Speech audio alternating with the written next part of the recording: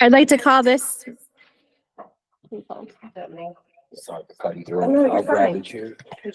this meeting of the Newington Board of Education to order. The date is Wednesday, March 13th, and the time is 7:02 p.m. We have a Ruth Chafee representative to come up and help us with the pledge. Come up here. Sure, whichever. Come on up, sweetie. You want to come up here?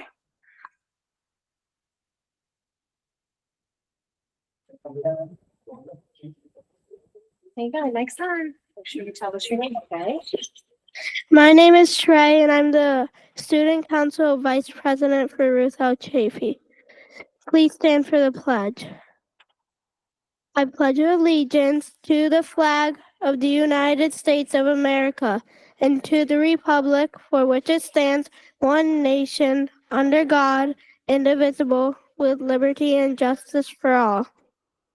Thank you. Okay, first on our agenda, roll call, sorry, jumping ahead. Yeah, please call the roll. Here. Here. Here. Here. Here. Here. Here. Here. Here. Thank you. And we have I'll turn it over to Dr. Brummett for an Everyday Hero Thank you very much. presentation. It's a very busy night here at the Board of Education with a lot of friendly and fun faces in the audience. We can't wait to hear from all of you. But first and foremost, we have our Everyday Hero Award this evening. And we are here to honor Tia Spears. Oh, is she on her way? Oh, then we will wait. Would it be okay if we did a little order reversal? So I will turn it over to Chair Parati for the Social Workers Recognition Award. Are there any social workers here to receive this award tonight? I don't see any. Perhaps we have them online. I do not see anyone online either. But I'll look. Dr. Brummett, I'm here, Marilena. Okay. Oh, very good, Marilyn. She's here on behalf of the Special Services Department. That's perfect. Thank you. All right. We have a resolution honoring Newington school social workers, March 13th, 2024. Whereas the Newington public school system is committed to honoring its school social workers and recognizing their contributions to the educational system and their tremendous impact in helping students reach their full potential. And whereas the Newington school social workers are actively committed to helping students in their social and academic development and explore their abilities, strengths, interests, and talents. And whereas the Newington school social workers are actively engaged in a partnership with students, parents, and the school for focusing on positive ways to enhance students' academic and social emotional development and working with teachers and other educators to provide an educational system where students can realize their potential and set healthy, realistic, and optimistic aspirations for themselves. And whereas the Newington School social workers help students deal with mental health and behavioral challenges and provide academic and classroom support. And whereas it is the desire of the Board of Education that school social workers should be made aware of their appreciation.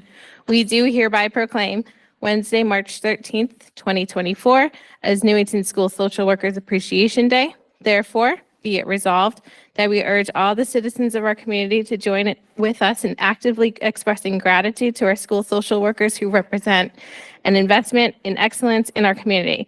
Be it further resolved that the new Secretary of the Newington Board of Education is directed to spread this resolution upon the minutes of this meeting and to provide a suitable copy for presentation.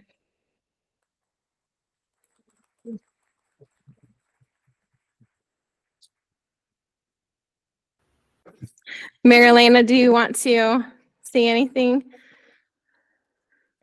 Good evening, everybody. Thank you so much for this opportunity to accept the award on behalf of our social workers.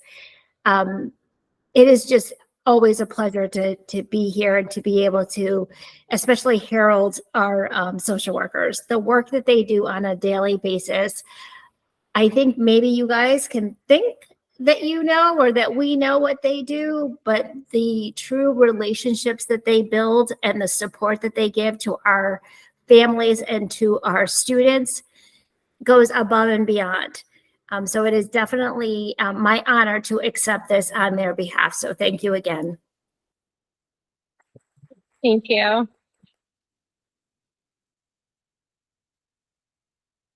Our everyday hero was here. Awesome. Do you want to do Um, public comment or do that at the end? We'll reserve to the end, I think. Well, I'm very pleased to introduce you to Tia Spears, our everyday hero. Tia, can you come on up?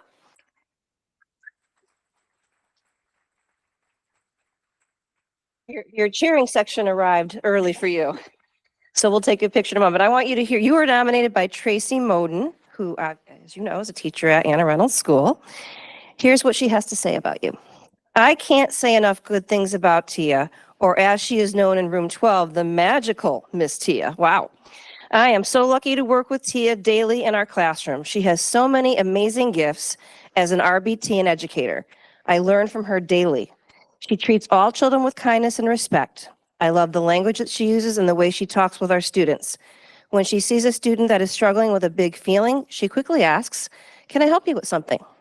She is always mindful of a student's dignity and speaks gently and quietly.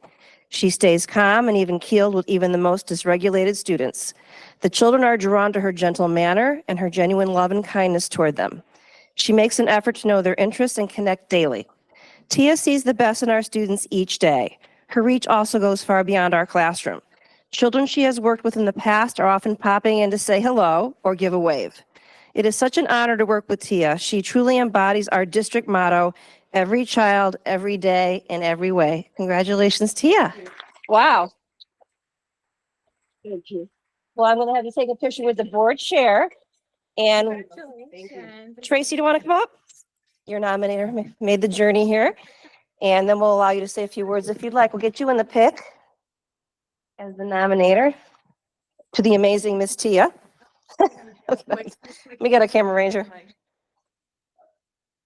Nice. One more picture for our my weekly update. You got to be a star in my weekly update as well. She does. Tia, would you like to say anything, or Miss Moden? I just want to say thank you. I'm truly grateful for my Anna Reynolds family, and I'm honored to receive the Everyday Hero Award. Miss Moden, anything to add? I just want to say thank you for celebrating Tia, because I'm the lucky one that gets to work with her every day. But the one thing you need to know about her is she sees every kid, and every kid in my room and more at Anna Reynolds feels seen, heard, and loved.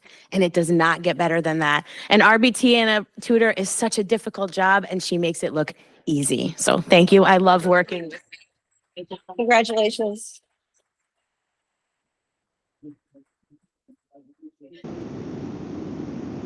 All righty.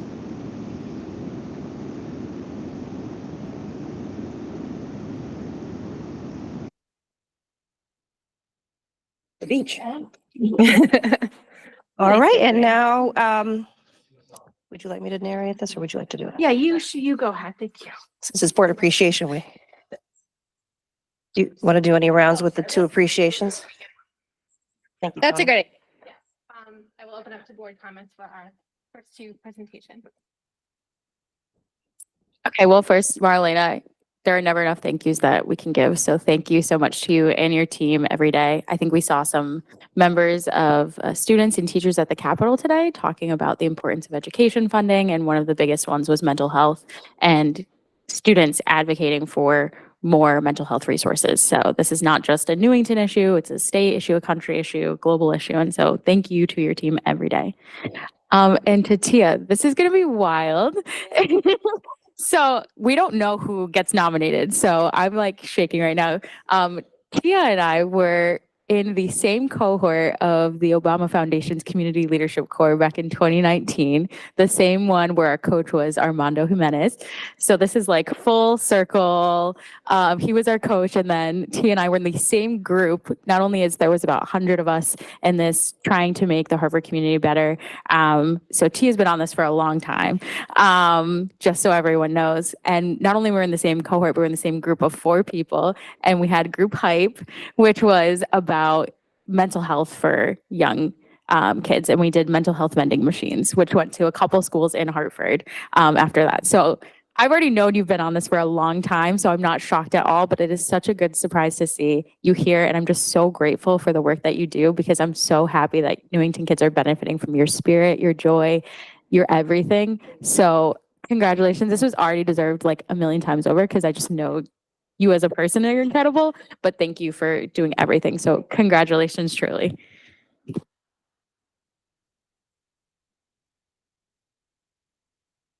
That's such a great story. I know, small world. Any other board members wish to make a comment? Mr. Sharma? So I want to quickly thank all the social workers for, all the work you do. And is it Ari? Yeah, I'm sorry. Yeah, thank you so much for going above and beyond. We appreciate it. Thank you.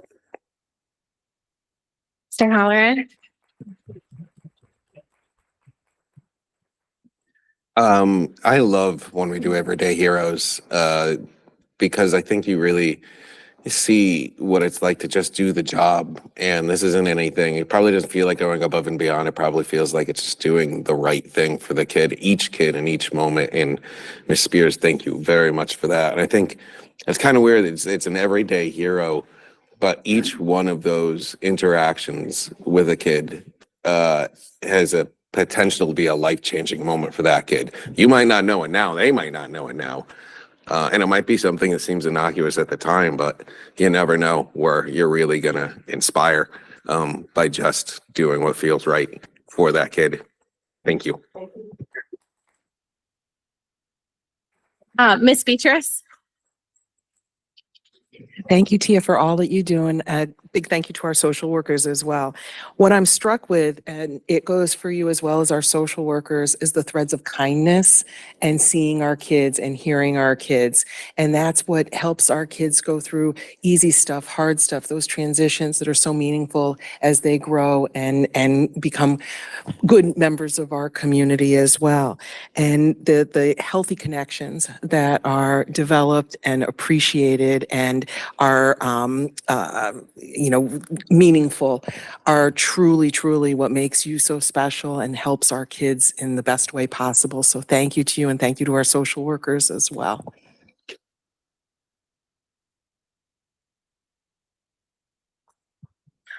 Okay, thank you. Congratulations, very well deserved. Thank you, Marlena, and your whole staff for everything you do as well. All right, Dr. Barnett. Well, and now on to the next segment of our program this evening. For those new board members around the table, it is Board Appreciation Month, and tonight we appreciate all of you. We have some very, very special guests joining us this evening. Each level has created some gifts for you. Some are already by your table. And Sophie, somewhere near your table or chair, she put a bag that you can put all your stuff in at the end of the night. So that we've learned from past experiences. It's a swag bag, public school style. If anyone has a budget question, they were $1 each. We are very economical around here. So, but without further ado, I'd like to bring up Mrs. Lawrence and they can either use the microphone at the end of the table if they like. She is representing the elementary schools, and she has, as you can see by their lovely t-shirts, the Chafee students who have a little presentation for everybody. So I'll turn it over to your team. Can you hear me okay? Nope. Oh, there we go. Thank you all for having us. First of all, I am Bev Lawrence, the principal at Ruth Chafee. I am not going to take up time to say a lot other than we definitely appreciate all that you do.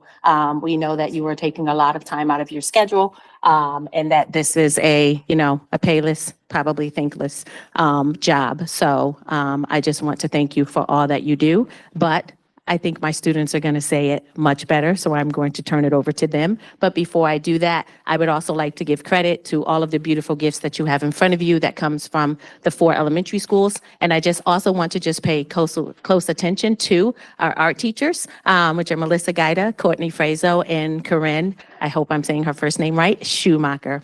So those ladies worked with our students and they helped to develop the beautiful gifts that you see in front of you. So without further ado, I'm turning it over to Shrey. Use that one. Right.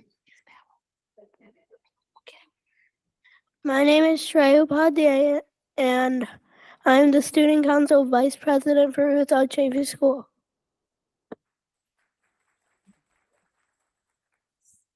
My name is Taylor Linda, and I'm in 4th grade.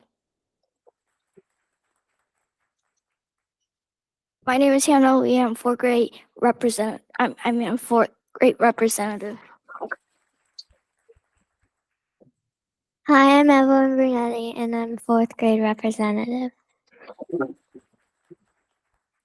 I am Max Tinker, and I'm a 4th grade representative.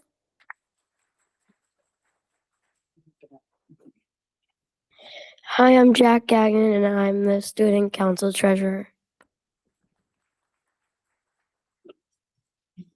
Hi, my name is Kevin Hedstrom, and I am the Student Council President. Hi, my name is Zoe Giannakopoulos, and I'm the Secretary of Student Council. Hi, my name is Abigail Rosado, and I am the 4th grade representative. Hi, my name is Sanvi Bhatt, and I'm a 4th grade representative.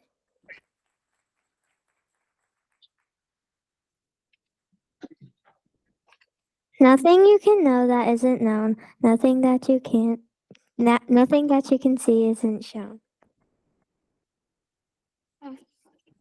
There's nowhere you can be that isn't where you're meant to be. It's easy. All you need is love.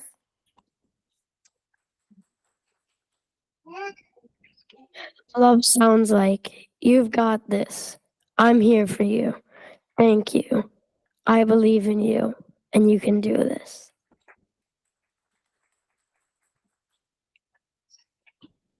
Love feels like happiness, appreciation, positivity, community, support, and hugs.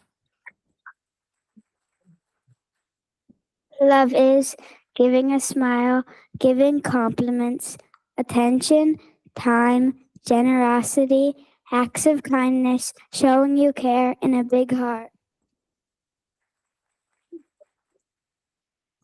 In front of you are handmade gifts from our 4 elementary schools.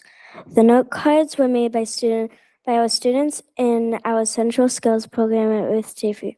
The clay hearts were made by students from Elizabeth Green's Central Skills program. The bags are from NOL students, and the heart photo collage comes from you, from John Patterson. They are beautiful and are only a small token to represent how great our appreciation is for the time, attention, and energy you dedicate to supporting Newington schools, staff, and most importantly, students. On behalf of all of us at Ruth Chafee, John Patterson, Elizabeth Green, and Anna Reynolds Elementary Schools, we thank you for showing us all the love that we need.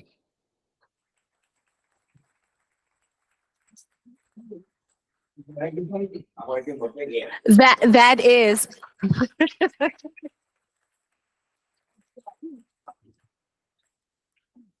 Thank you so much. And I can't take credit for any of that hard work that they just did. Not only was that the students, but it's the dedication of Mrs. Bonfoy and Mrs. Wild working with them. And, you know, as you can see, we have an amazing student council. I can't wait to see what they're going to do when they get to high school. Thank you all for your time.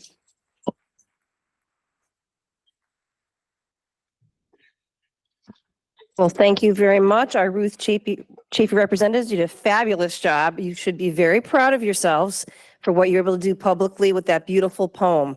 So do you want me to go school by school, or you want to give responses to this? Yeah.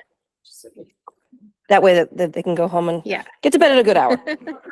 Yeah. All right, so Mr. now the Weaver. board's going to give you feedback on that lovely poem and representing your school so well. I'll just say A plus.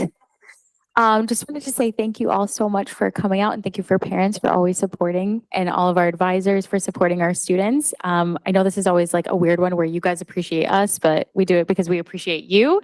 So it's like a weird, but thank you so much. And thank you for these wonderful gifts. And thank you for showing what NHS or NPS students are really about. We always say we want them to be a portrait of a graduate, and what does that look like? And it's citizens that are ready to make change in the world and do good in this world. And I know that that's exactly what you're representing already. So as Ms. Lawrence already said, your future is so bright and you're already so eloquent. I mean, I always say there's some extra, seats at the table sometimes. If you ever want to come up, let us know. But thank you guys as well for being in student council, because I know that's not an easy gig.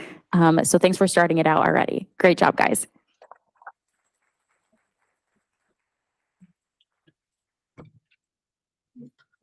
Halloran, go ahead. All right. I'm a little biased. I'm a Chafee parent. My daughter Rose is in second grade, and my older daughter Paige was in Chafee last year. She's in fifth grade now. And this is nuts to me because I've seen some of you since kindergarten. I've been on the PTA and handed out popsicles. So it's awkward for me to get appreciated because I have so much appreciation for you guys, and not just being able to just say thank you and being on the student council, but I get to watch you guys grow up. I already have, and that's a little weird, but cool for me. Like, you guys are going to go to high school. And I think when I look here, I see Ruth Chafee leadership. Like, you guys get to kind of pave your own path to what you want to do. And, I'll get to see you play sports if you want to play sports, or you'll be in the school play, or some of you will be maybe valedictorian. Like, that's a cool feeling. But it all starts with you having the courage to step up and try to lead. You all had to go through that election process. It's crazy. And I know some of you personal, so it's so awesome to see you guys here and listen to me ramble at you guys because I can't find the right words. But thank you. It's just, I love Chafee. Thank you, guys.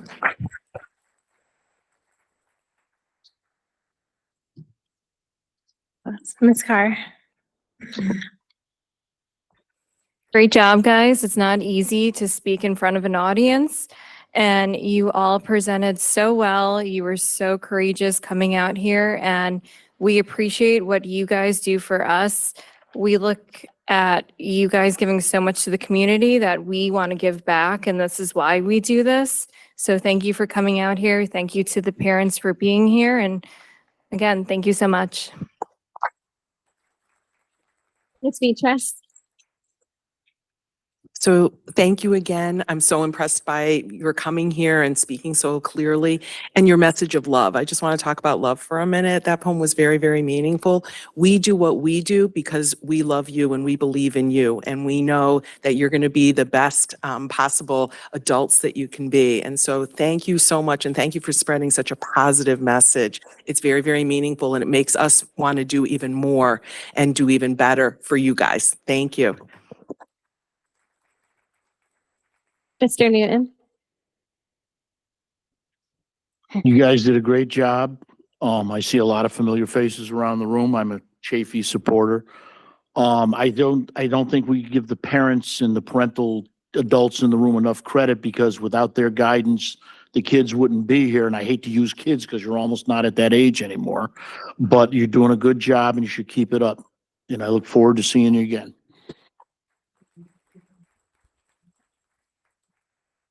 Ms. Yapin. I just want to say thank you all for having the courage to come up and speak. I know that's not an easy thing. And like you said, going through the election process, we've done it ourselves. So we know it's, a tough thing. So you guys going through that is amazing. Thank you to all the parents in the room. We're here to support you and your children. Thank you, Ms. Bev. You're an awesome principal. And all the principals, Jason, everyone else at the schools. Thank you for all you do. Taking care of our children. We entrust you with our children. And the poem was absolutely amazing. Thank you very much. Mr. Sharma. I want to quickly thank all the students, teachers, parents. Thanks for coming out, and I love the gifts already. So thank you so much. We appreciate it.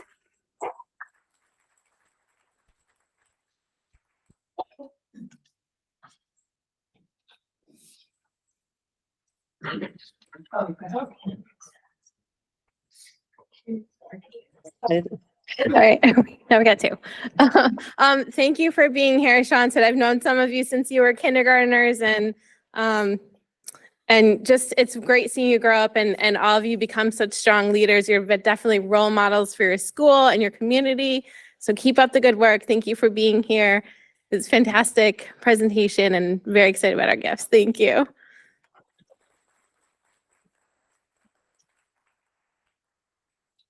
And I just want to acknowledge also present this evening, though Ms. Yap did mention it, is Mr. Smith, principal of Anna Reynolds School.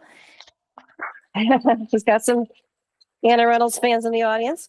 And we also have online Mr. Marciano, principal of E. Green. And I just once again want to thank all the families that came out tonight to support their children or their everyday hero. And feel free to stay along as we do some more awards. But if folks need to get home and get a good early bedtime, sorry guys, you can exit anytime you want. We won't take offense at it. But you can stay as well. So now I'd like to, Mr. Dias, principal of John Wallace, is online. And he will be presenting virtually with the Stuco advisor, Ms. Pinho, and class president, Jason Manning. Are you all ready to go? Yes, can you hear me okay, Dr. Brummett? Wonderful, wonderful. Congratulations. Busy night. All righty. Oh, my apologies. Mr. Gatos, I did not see you online from Principal of Patterson. Mr. Gatos, where are you? Hi, Mr. Gatos. Thank you. Oh, okay. Hi, everybody. Sorry, technical problems here at the, from the great beyond. All right, we're just getting a little pause here while the room clears a bit.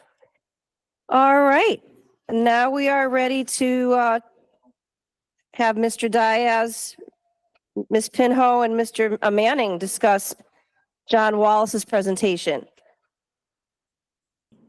Yes, thank you so much, Dr. Brummett. Can you hear me okay? Barely, but it could just be that there's a lot of noise in the room. Okay, go right ahead, Mr. Diaz. Okay, I apologize. I'm actually on the way to pick up my daughter from dance class, but I hope you can hear me okay. So without further ado, I'll present class of 2024 president for John Wallace Middle School. It's Jason Manning. Jason has some words on behalf of John Wallace Middle School to share with the board for our appreciation. Our student council also put together the green bag that you have. There's a special gift in there for board members that represents John Wallace Middle School. So Jason, if you can hear me okay, I will turn it over to you. All right. Hello.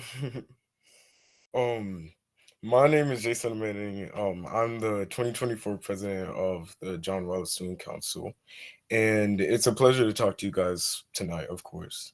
And Student Council and John Wallace Middle School wanted to say thank you for all the things that you guys do for both teachers and students, and we wanted to show that through a gift.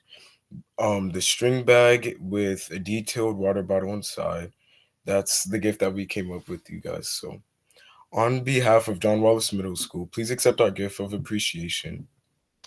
And thank you for talking to us tonight. All right, well, thank you very much, Jason. Jason, are you Barbara's brother and Janelle's brother? Yeah, I am. I knew it. I just knew it. They're all, it's a leadership thing. You did a great job, Jason. It's a pleasure to meet you. Did Ms. Pinho want to add anything? I don't think I could say anything as eloquently as Jason just did. but I would like to echo his sentiments. Thank you so much to the board for all of your support and everything that you do for, like Jason said, both teachers and students as well. Thank you, Ms. Pino. I appreciate you being on the line. And Jason, once again, well done. And thank you, Mr. Dias, for juggling 3 hats tonight, apparently. Good luck with the dance pickup. So without further ado, I'd like to bring up Mr. Duran to the podium. He is here in person, and Mr. Lambert is on virtual, but we also have Student Council Representative Quinn DeVoe, who will be doing a little presentation. And for those of you that don't know, Quinn is Amy's daughter. It's on. It's live. It's on. Oh boy. She's got a live mic. How are you gonna talk from there? Well, if you're gonna talk from there, use that mic. Oh, so then what I do with this? I'll get it. Turn Hun. off. Grab this.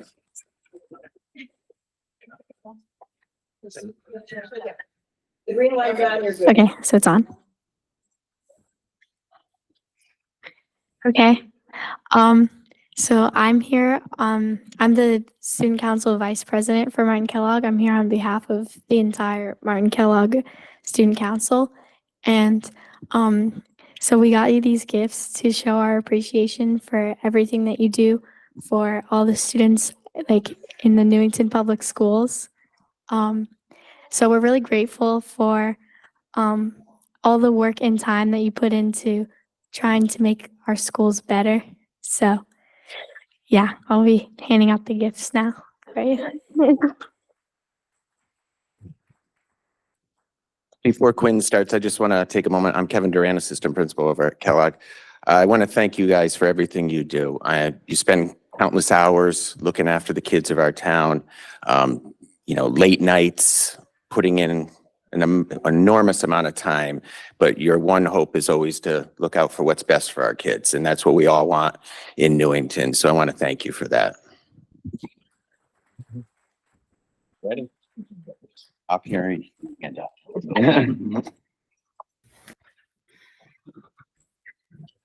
Quinn knows very well how much time and effort it takes to sit around this table, so.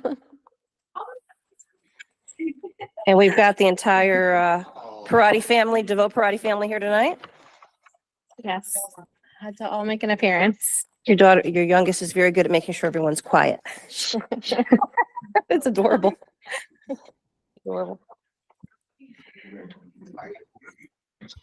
Are there any board members that want to make a comment about our 2 middle schools? No, you. No. Don't fight over it. Well, as always, just incredible showing by I feel like with every tier, there's always like new things. And I have to say, after 5 years, getting a full stuffed animal right now is very exciting. But just want to say, as always, thank you to, I always call when we do some of the teacher appreciation, like the NFL all-star pick, right? Like these are MLB picket, whatever. These are the all-star teams. And not just because I've had most of them as either teachers or principals. Shout out to Mr. Dias, Mr. Lambert, they know. But I just want to say thank you because I think one of the things and why a lot of us do it, but especially why I first ran was because of how well I was educated and how well I was treated and the just immense support I got from this school system. And you are still here supporting the next generation of students. And I cannot thank you all enough because it's exactly why we have a Board of Ed, is to continue to have this community of learners. And we're just honored to be a part of that community. So thank you so much for everything that you do every single day. And Jason, great job. I would love to see your next presentation at the board table because I'm sure we'll see something given the lineage of presenters we've had from your family. But great job. And as well too, obviously there's some other lineage here of good presenters. So good job. Yeah, future board members, exactly my thoughts. All right. Thank you guys.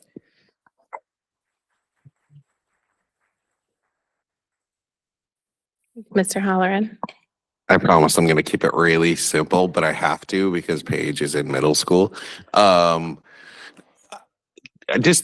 think Jess said it all, which is why I'm not going to say much more. But I just want to echo one of the things she hit on, which was that sense of community.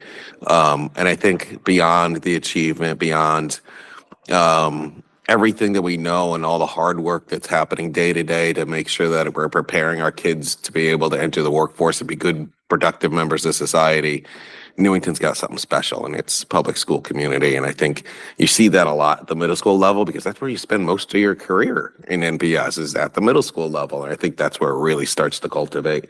So thank you for all the students, teachers, staff who keep that culture alive. It's important and it's special.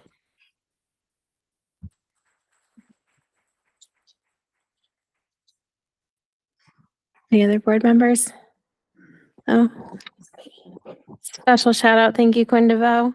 Great job. Jason, you too. Thank you so much for coming tonight and representing your schools and your student council for Appreciation Night. You're free to go. Thank you so much.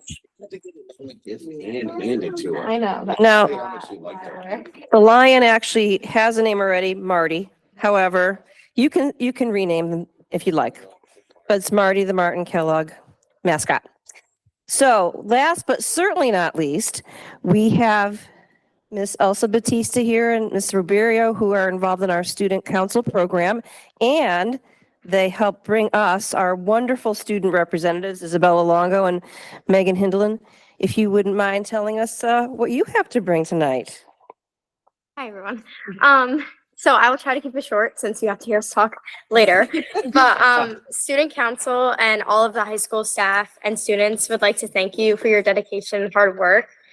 Without you guys, we really wouldn't have the amazing opportunities and support as a high school and as all of the schools. So we'd like to thank you. And then, yeah, I'd really like to echo what everybody else has been saying all night. We really appreciate you. I mean, we're only here once a month, but you guys are here way more than we are. And we definitely see you and we recognize you and we appreciate you. Our gift tonight is we have 8 pins. It's one from each of the schools and a Newington Public Schools pin. We also have cookies for you. We have a chocolate glazed mocha cookie, a funfetti cookie, and a chocolate chip cookie. And then we also have a little keychain that says, "May you be proud of the work you do, the person you are, and the difference you make." And I think that really resonates in all of us about you guys. We really do appreciate you.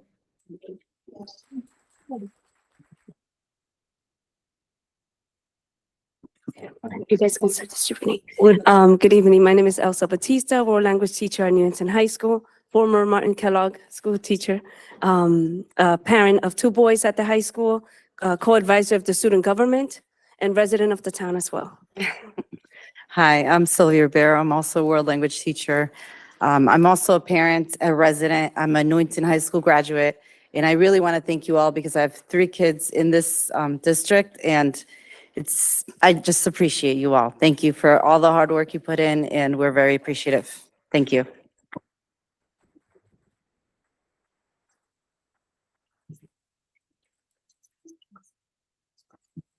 Yes, I don't think it was mentioned. Our culinary students baked the cookies. Megan was part of that process as well. And this was a joint effort with our culinary students.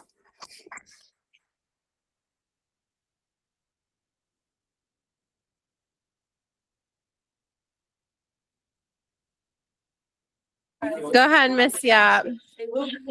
So I'll wait till they stop talking. So I want to say thank you guys so much.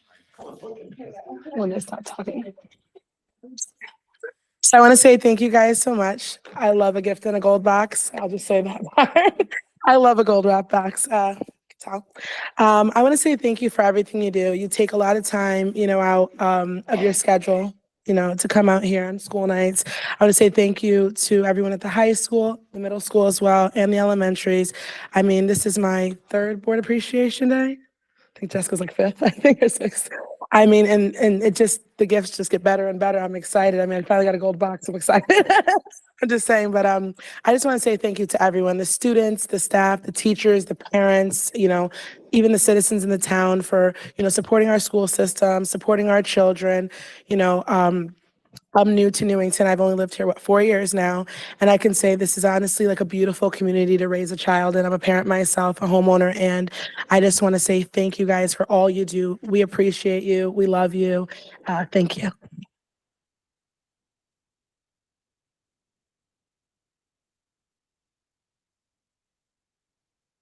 Of course, I'm gonna say something. I mean, come on. But no, I just want to say thank you both. One for coming. Megan, I don't even think we met even in person yet because we've missed each other like 5 times, but which also all the more impressive because you guys have Mamma Mia tomorrow night. Like you're already representing the merch, which I love. Thank you for showing that off. Which I'm like crazy. Could we not do this on a worse week for you guys? But thank you for that because I think it shows your resilience and your ability to multitask and your time management skills, which is what we would love to see in our portrait of a graduate. So thank you for being emblematic of that. But also want to thank our advisors. It is not an easy job. Stuco is life. Once you're in it for life, but it is a lot of work. The amount of events you guys put on, the amount it is to have a bunch of kids who want to do some things and organize things and make good out of a couple dollars and do all these fun things with some social good.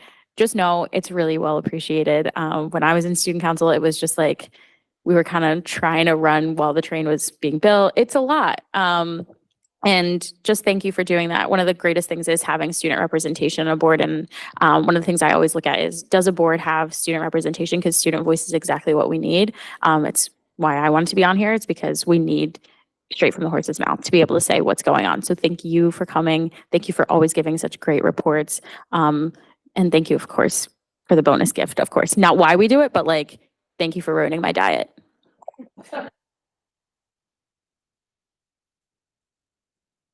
Anyone else? Brittany. I'll echo what everyone has been saying. Thank you so much for coming. Thank you so much for the gifts. These cookies will be gone by end of tonight. I have such a sweet tooth. I'm looking at these like, yeah, I can eat them. 100%. And the creativity in this is superb. So A+ on that. I especially love the keychain, the difference you make. You all have made such a difference. All the educators, all the students, everyone in administration. I mean, I moved here in 2022, new to Newington, and everyone I met has made such a difference in my life, and this community is so great, and I see why people stay here. You know, my neighbors have been here since they've been 8 years old, and they were teachers, and now they're retired, and they plan on staying here, and their kids are here, and it's because it's such a great community, and everyone is making such a great difference. So thank you so much. I'm putting this on my keys as soon as I get out of here.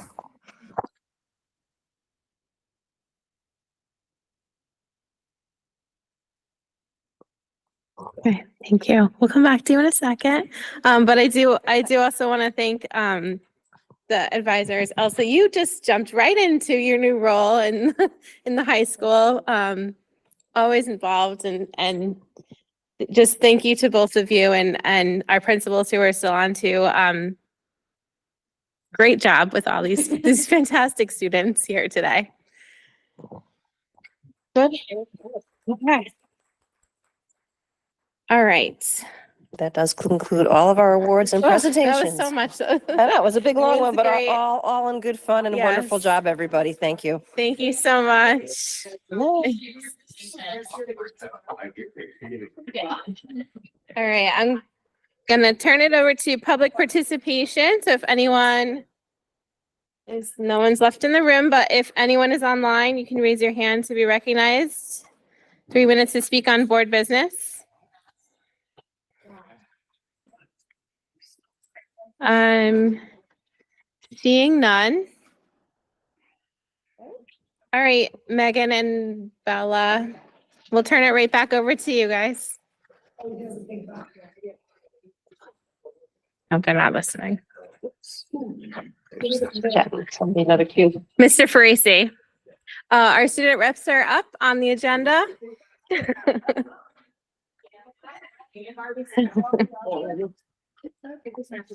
You can go ahead. Thank you. Ready to go.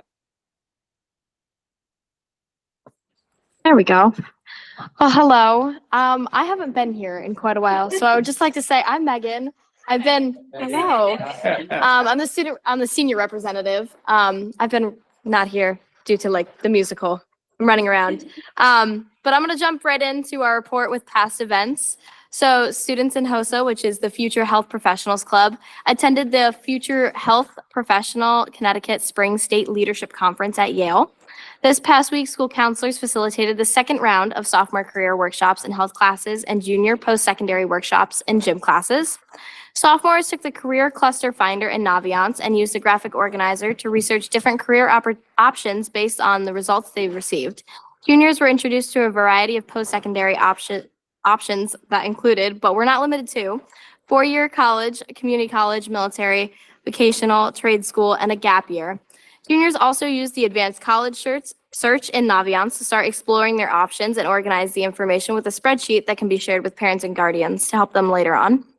Our National Honor Society ran their in-school blood drive all day on the 8th. Students 16 or older were able to donate blood to save 3 lives each. For upcoming events, tomorrow, the theme Thursday is Graphic T-shirt Day in memory of our Alyssa Floridia, an NHS senior who passed away unexpectedly in July. So that is really to just represent and honor her. On the 20th and the 21st, there will be conferences, and there will be early release days. March 21st is SAT for juniors only. The 26th is the career fair, and the 27th is the spring pep rally and is scholarship deadline for seniors. Oh, that's me. Bottles, cans, and soda tab drive will be on Sunday, March 24th at the high school from 9 a.m. to 1 p.m. If you could help support the Shriners Burn Unit and Connecticut Children's Center by dropping off recyclables. They do not need to be sorted in advance, in case you were curious. And then Bella's going to take over for sports. Okay, please bear with me because I'm really bad at names, but there's been like a lot of records broken recently, so I want to acknowledge that. So, you know what? I'm just going to say first names to be better. Philippe, Jake, Kuba, and Matt set the new school record in the 200 medley relay and swim, and thank you. The previous record was set in 1979, so it's been a while. Katie Bulkey earned All-American by finishing 4th in the country at the New Balance Indoor Nationals. Girls, SMR, which is Liv and Naya, Ari, and Katie Bulkey, ran a new school record that is also #1 in Connecticut. Girls basketball season has ended, but they had a great season and they did make it to semifinals. And in cheerleading, Isaiah Smith and Sarah Aldridge earned All-State. Going into the clubs, Stuco is currently planning games and events for Pep Rally. Currently, we're working on Family Feud game, which is based on a survey given to the school. And then staff and students from each grade will play Family Feud based on the survey answers during the Pep Rally. And they are also running a new game that runs during school, which is called Rochambeau. And students and staff are given necklaces during advisory the day of the pep rally, and during passing time, open periods, and lunch periods, they play rock, paper, scissors. And at the pep rally, anyone who still has a necklace plays the game during the pep rally, and whoever has the most wins a JBL speaker. And we get into drama. Drama club. So drama club, we had our teaser today for 7th and 8th grade students in the morning of the middle schools and this morning, and the high school we had later on during the day today. Performances are tomorrow through Saturday. We have 2 casts, so our gold cast performs Thursday and Saturday night, and a blue cast, which Bella is a part of, performs Friday night and Saturday at 2. Bella and I are both involved, so in case that has any influence. Elisa, I'm sorry, you want to continue? I can. Okay, you got that. Elisa Joseph campaigned and she became CT's FBLA president. DECA has 12 finalists at states, and 5 of them made the top 3 and are advancing to the next competition. Junior prom is currently voting on their themes for the prom at Quasi on March 3rd. Their options are Carnival, Tropical, Fairy Tale, and Under the Stars. If you're interested. Senior prom is May 10th, and the theme is Tangled. Getting into middle schools. Martin Kellogg is currently doing dress rehearsals for Newsies, and their performances are March 21st and to the 23rd. They had a St. Patrick's Day spirit theme Friday and are doing World Down Syndrome Day coming up soon. On the 8th, they had a Read My Shirt Day, and staff and students were encouraged to wear a shirt that is positive or fun message on it in honor of reading teachers and media specialists. On the 25th, seventh grade academic students are going to CT Humane Society, and on the 26th, fifth grade students are going to CT Museum of History and Culture. Martin Kellogg students went to Anna Reynolds to share their love of reading with their kindergartners in honor of Dr. Seuss, and their Scholastic Book Fair is March 18th to the 23rd, and I know they're looking for parent volunteers. So, and John Wallace Middle School has their conferences the 17th and 18th, and they recently participated in a Read Across America week last week and had a Hats Off to Reading Spirit Day. Thank you.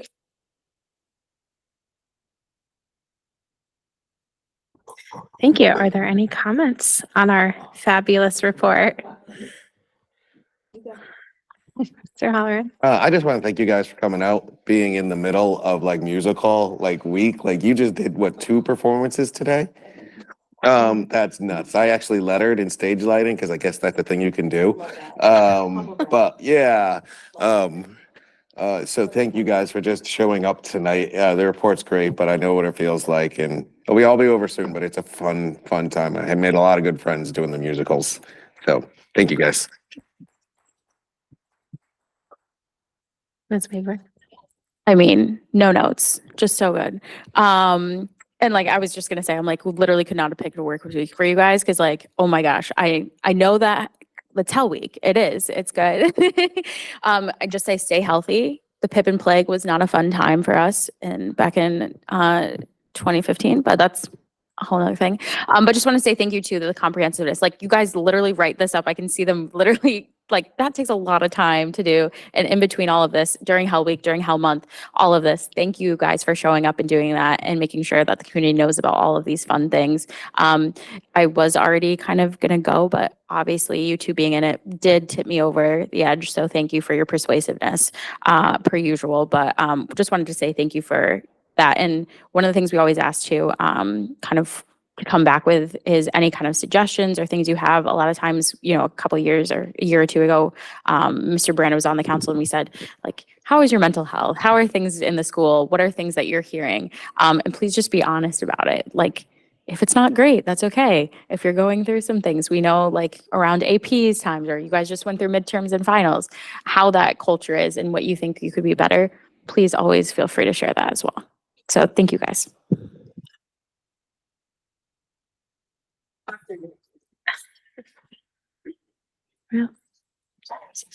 Yeah, go ahead. I just wanted to thank both of our Board of Ed reps and looking forward to tomorrow night. I don't know if you know this, but 30 of us from around the board table and some administrators will be at the show tomorrow night.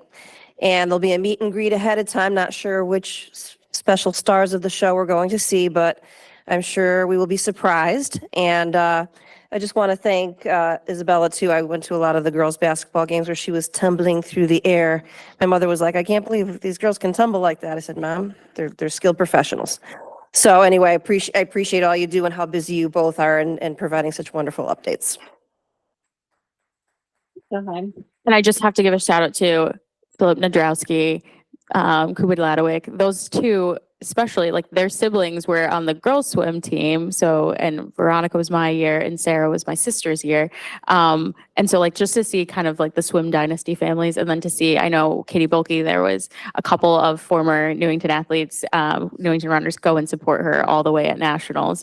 So just to see kind of that theme of community throughout, even beyond when, you know, you have siblings graduate or anything like that, it's great to continue to see that community still thrive. So congratulations, because that time was insanely good. So congrats to them.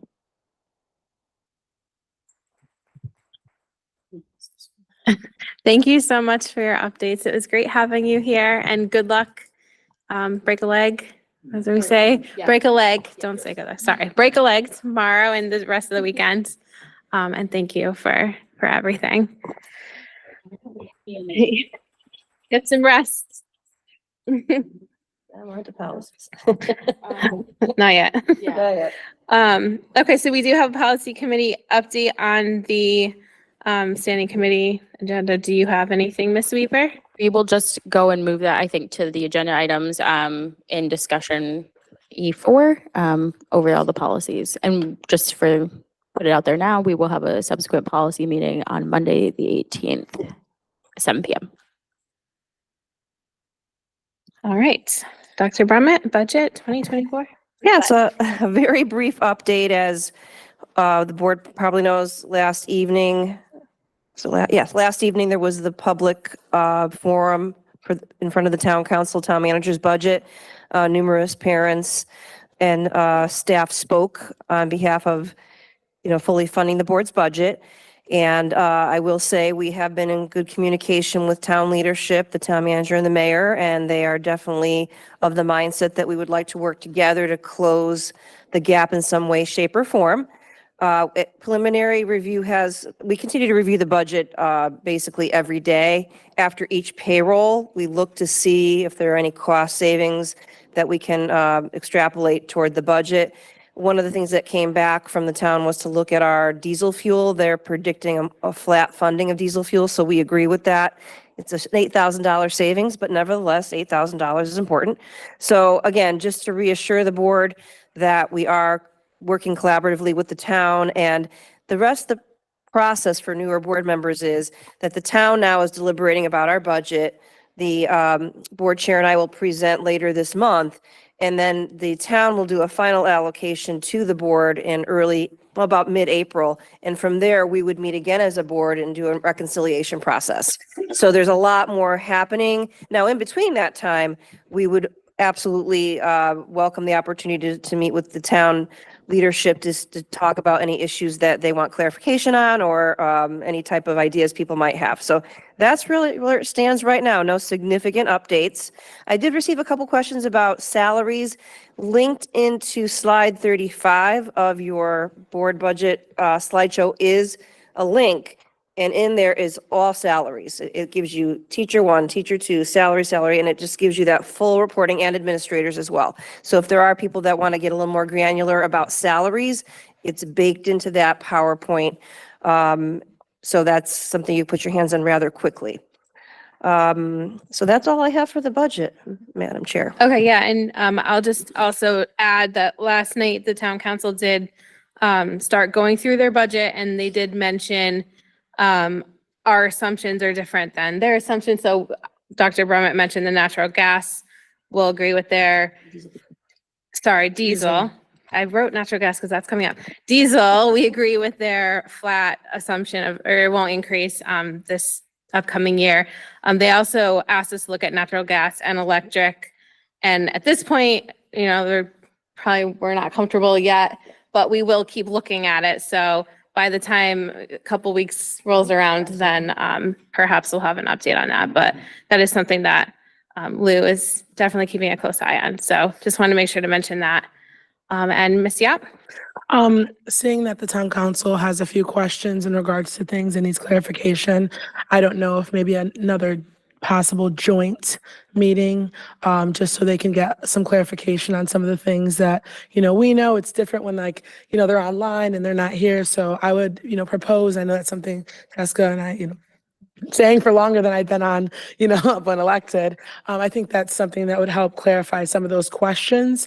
I appreciate that you guys obviously go there and represent us, but we've had that before, and we've been advocating for it. And I think that would help us with the budget.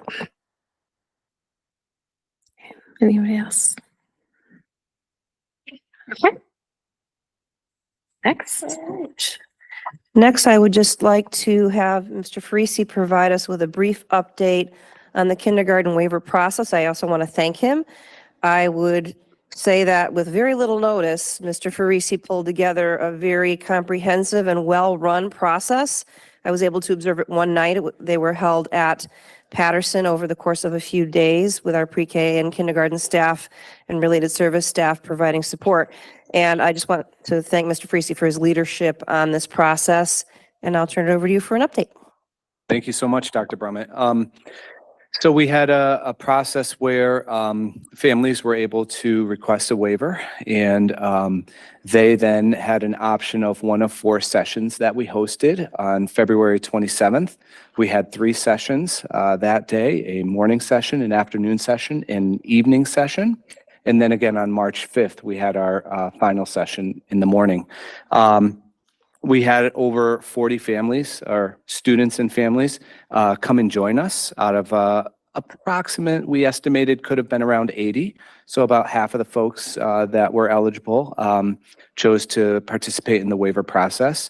And then final notifications will go out to all families, whether they will be accepted into kindergarten or at this time their child is perfectly developing and they would remain in either a preschool program or homeschooling, whatever the parent is choosing right now, this Friday. So this Friday, all families will receive that information via an email. So they've been informed of the process, of the timelines, and that was up on our website. We used multiple media sources to be able to share that with families, and so we'll be able to inform them this Friday. And we're very encouraged by the process. We think it went very well. It was unique because it was new, but it was not unique to the staff that I have. And I just want to thank, and I appreciate Dr. Brummett's support of this process. She constantly gives us support in everything we do. We wouldn't be able to do it without her, but the staff that really I was able to pull together and did this work were just phenomenal. So the process was because of them. We have some of the most outstanding educators, I believe, in Newington Public Schools, and I thank them so much for what they did. Thank you. Any questions on the waiver process? Ms. Weaver. Ms. Weaver, then Mr. Newton. Just curious, obviously, it's not going to be 100% acceptance. Do we have kind of set in place an appeals process, or just kind of like what that looks like and set standard? I know we'll be talking about a policy later, but just kind of wanted to. Correct. We do not have an appeals process. So families will find out, and then afterward, once we have our final numbers and what we know, that will help us make staffing decisions. So that way we can most appropriately staff our kindergarten classes, but also hopefully offer preschool classes to folks who might be interested. And we know we have quite a commitment right now and interest in our preschool program. So that'll be helpful to be able to discern all that. Go ahead, Mr. Newton. He answered the question. I was asking if there was an appeal. Mhm. All right. We can move on to a discussion on calendar survey. Thank you very much. On the display right now is a memo that I sent to the board. We have a process in district called Teacher Council, and they meet regularly at monthly basis with Steve and I to discuss just general things that come up. And I think it's a good process because it allows teachers to have voice, and by teachers, it could also be psychologists, social workers, and they bring each school has at least one representative or an alternate. One of the hot topics typically is the calendar. And it's funny because the board's very aware of this. Last year, we did a survey, and this year's calendar is based on that survey. But then upon closer inspection, teachers noticed a few things that they would like to consider for possible changes. So this is just an FYI. Unless there are any further questions, I'm going to move these items into a survey that provide then the feedback to the board. But here are some of the issues that were raised, nothing serious. They want to move middle school conferences from November 6th, 7th, and 8th to December 11th, 12th, and 13th, just to better align with their new marking periods. Pretty simple, straightforward. The big one that was so interesting, and this came up in our last calendar, and the board was stunned that the teachers voted differently, but during our last calendar survey, the teachers did not vote to make December 23rd a non-school day. Somehow, when they looked at the calendar this year, and like, wow, there's only one school day in that whole week. This doesn't look right. So, of course, we do have to add a day at the end. So there's always a give and take. But right now, the survey would pose, do you want to move to have December 23rd as a non-school day for teachers and students? And then we would have to make that up in June. They've also voiced that they'd rather have our PL days not abut long weekends. So we had to move a few PL days around just to make sure they were aligned better to or not following a long weekend. So that would make, and by PL, it's Professional Learning Day held on Tuesdays. That would be moving one from February 11th to the 4th, moving middle school evening conferences again from March 20th to March 19th. And again, to coordinate better with, they have to have one night conference night, and that was a better night in terms of the calendar. Move PL days or early release days from May 13th and May 27th to May 6th and May 20th. And then this would cause the last day of school to move from the 13th to the 16th. And that's not adding 3 more days. It goes from a Friday now to a Monday. So yeah, we're not adding that many days. The whole configuration really adds 1 more day. Most everything else is a shuffle. So this is below that is the new proposal. Again, not official. One of the duties of the board is to approve school calendars. So once this survey has been issued and results compiled, I'll come back to the board with the results, and then they can determine through an action whether or not to amend the calendar to incorporate any changes, and they can use the survey results just to inform them. Teachers do know, staff do know that that survey is meant to just inform the board. It's not the final word on any decisions. So I will turn it back over to the chair. Okay, yeah, and we would, so again, Dr. Romet mentioned, but this is not official. We're not definitely making these changes, just a survey out to see who likes them and who disapproves. So if we can look at the data. And we don't have to do all of the changes. So we're kind of just, these are the options, and we'll see what happens after the survey. Are there any other questions or clarifications? Go ahead, Ms. Weaver. I just want to reiterate, we don't have, or just clarify, we don't have a set time we have to adopt the calendar by, because the last one was adopted June 14th. This year's one was adopted. So we just don't have a statute. No, the only thing that must happen is that it must be posted publicly. Okay. And that it is board approved. But we've, due to many variations over the past few years, we've amended the calendars many times. I know, it's been such a. It has been. So, but we inform the public, and it does say on our website, subject to change. Yep. So parents understand, I mean, just by definition, when we have snow days, the end of the school year goes 1 more day forward. So it's just the nature of the beast. Well, I know Mr. Brandon's gonna be very excited that this is coming back on the agenda of the 23rd. So very exciting. All right. Looks like we can move on to the next, just question for you. Since we have Miss Davis here, I'd like to just jump ahead to number 6 before we get into all these policies. Unless she wants to stick around for that. I was actually going to ask before we turned it over, and I wondered if we could have item 6 come right after the first policy, increasing yeah. Why don't we do educator that? diversity policy, because then it leads right into why we have to That have sounds- item 6. Yeah, that's Would a that great be idea. okay? Yep, perfect. Great. Shall I just keep going? All right. I just want to give a shout out to Mr. Farisi, who puts all of these together. For those in the room, you can notice under Miss Beatrice and Miss Carr have their board policy. They're bigger than the budget books. So just the amount that has been going through, and we're only halfway through, but also just the clarity that was given in your packets of how we do this process. Committee, then discussion, then vote, how that kind of works. So just thank you for the hours you put in, because it's a lot of work. Well, you actually stole my opening, because I would say that that I couldn't do any of this without the 3 of my team. So I appreciate they really look carefully through every one of those policies in this booklet, and it was amazing coming to the meetings, knowing that everyone was ready to discuss these thoroughly and have deep conversation around them. So I just want to appreciate you for that.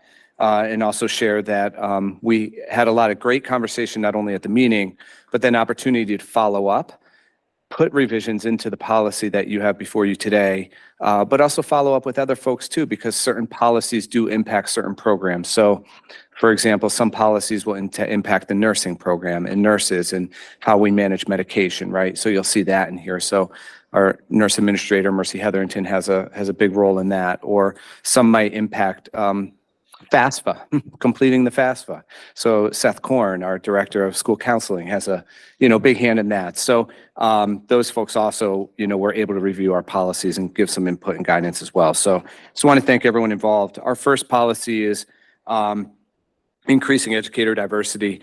And this is a new mandated policy. The purpose of the policy is to really support an increase in educator workforce diversity. We know through the research that having a diverse workforce that clearly resembles the demographics of our students and families in town helps and is beneficial to the success of all students. So this policy really memorializes some of the current practices that we have in place. For example, the practice around engaging staff who are going to be on a hiring committee and an anti-bias training. We've been doing that now for over 5 years. This policy helps to memorialize that. It is state now mandated to do so. We've just been ahead of that curve for quite a while. Equally, it puts in place the monitoring of a diversity plan in the ability or the need for the board to annually review a diversity plan that we will have to submit to the State Department of Education. Have to be submitted this Friday, by the way, no pressure. So Kim Davis, in just a moment, will be sharing with you that diversity plan. The committee is recommending to the board that we adopt the Shipman and Goodwin model policy in this area. We reviewed it very carefully, and we feel like it does contain all the elements. We made a few minor edits and changes, but nothing that would veer or steer away from the spirit of the policy itself from Shipman and Goodwin. So without introducing Kim Davis in the plan, the Educator Diversity Workforce Plan, I'd just pause there for a moment and see if there are any questions or comments about the increasing educator diversity policy. When did we get there? When did you get the policies? I believe in the packet, they were, there was a memo. I believe it was like a memo that looked something like this, dated March 7th. And then there was a number of links that were off of that. In the agenda, yeah. In the agenda packet? Sorry, yes. Any other questions? Excellent. Well, then I would like to go to that item number 6 because it lends itself so well to this policy. In this policy, we're required by state statute to every district in Connecticut to have educator diversity plan that must be submitted annually. And Kim Davis is my colleague, Director of Talent Management, and she's been working diligently on the plan with a group of folks. So I'd like to turn it over to her and let her go from there. Yeah. Good evening, everyone. I'm Kim Davis, the Director of Talent Management. As Stephen mentioned, the district is required to develop and submit an increasing education educator diversity plan by March 15th, which is Friday. Thank you for reminding me. The plan needs to outline how it will look to increase the racial, ethnic, and linguistic diversity of our educator workforce. I am proud to tell you that Newington actually started this work before this legislative policy was passed. Around September of 2020, we created a workforce diversity team that was comprised of both administrators and teachers. There were 7 of us, I believe, that were on the committee. The team engaged in a series of workshops and coaching sessions with state partners that really helped lead some of the work. This was meant to really support our efforts in building a more diverse educator workforce here within our district. As the plan was developed, we made sure that it was in alignment with the district's vision, mission, and equity goals. Hopefully you had some time to preview the plan that was submitted along with all the Board of Ed documents that I believe Sophie sends out. But this is what we will be submitting to the state. I would like to highlight 3 key goals in the areas of recruitment, selection, and retention. Those goals are, number 1, increasing the number of candidates of color who apply to a teacher vacancy within our school district. That's the gray area right there. There are various strategies that we will be implementing that go along with this goal. And within this plan is a required key activities, indicators of progress, resources that are required, needed to reach that goal, and then some of the communication or engagement efforts around that. As you go through this, you will notice some of these things have already been completed, which is really wonderful. And again, that is because we have already started this a few years back. One of the second key goals is to continue to see annual gains in the number of candidates of color who are hired to fill one of those teacher vacancies. I believe Dr. Brummett communicated within her budget proposal, 33% of educators hired this year were educators of color. So I believe that is, we're already making strides towards improvement. And then the last key goal is creating a supportive and inclusive work environment that nurtures a community of belonging. At this time, I really, that's all I wanted to highlight, but I would be happy to answer any questions that the Board of Ed members may have. Thank you. You're welcome. It's great to see that we're ahead of the game. So setting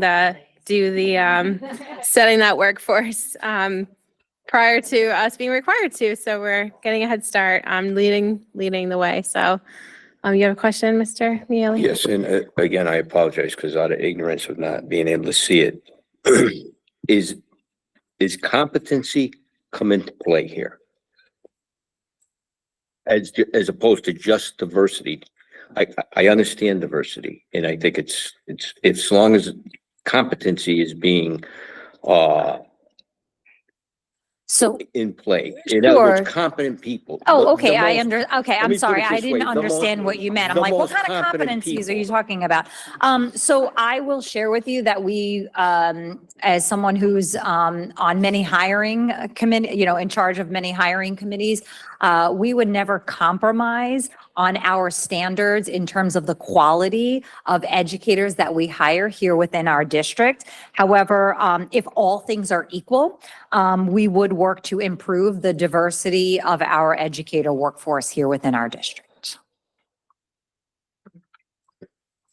Okay. Yeah. Oh, go ahead, sir. Go ahead. It doesn't turn on. I'm pressing it. Oh. Okay. So I think I'm just going to clarify what Tony's saying. He's and correct me if I'm speaking for you incorrectly. He's asking essentially, I understand we have to, I'm a minority woman, okay? So I understand the objective of, having children that look like me. So then I would feel more comfortable. So I think what he's concerned about is, are you just filling in that number with people that look like me? Or are you filling in that number of people who look like me and qualify? That's what he's asking. Sure. So Because we want to make sure it's not just, I'm a black, I'm a Jamaican Indian woman, so I don't want just Jamaican Indian people that look like me. I want to make sure that they're the most qualified of, people that look like me. Sure. So, If I said it correctly. sure. So I think then my answer, we would never compromise on the quality of educators that we hire. We want to make sure they are competent and highly skilled. I didn't mean to cut you off before. If you want to go ahead. So actually, this is one of the people that I think is very competent in this, and he is a black man. Okay. And a lot of what he says is this. So again, Diversity to me, the way I keep a lot of what the new age diversity is to me is reverse discrimination with lipstick on it. Okay. And I always want diversity, but competency. If the most competent person has different melanin in their skin, I want the most competent. I've been through this kind of before about whether it's the surgeon I'm going into or the guy who's flying my plane. I don't care what they look like and I don't care what they identify. I do care that we get the most competent people and that we don't make drop down because we need a number of people with a certain melanin in their skin. That's all I'm trying to say. Thank you. Thank you. I just would like to reiterate, when we really do look at the standard, or the quality of applicants that are coming into our districts. We have a very rigorous interview process where they go through several rounds of interviews. We have a wide variety of participants within our committee. We have administrators, we have teachers, sometimes we have students that are part of those interview committees. So they do go through a very rigorous process, an applicant screening process, an interview process, a performance task, a demo lesson. They meet the superintendent. We call references. So this is not just someone we're meeting and we are saying, okay, you check, you meet, the diversity piece. I also want to share, we're not just looking for Black educators. We're talking about a very diverse pool. And also that could also be someone that is bilingual, speaks a different language.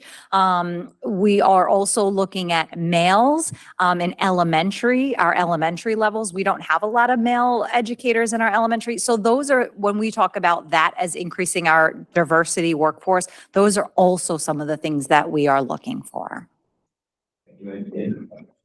I don't mean to, like when I say melanin, it's just I whether they're understand. Asian, whether they're brown, whether they're That's right. Hispanic.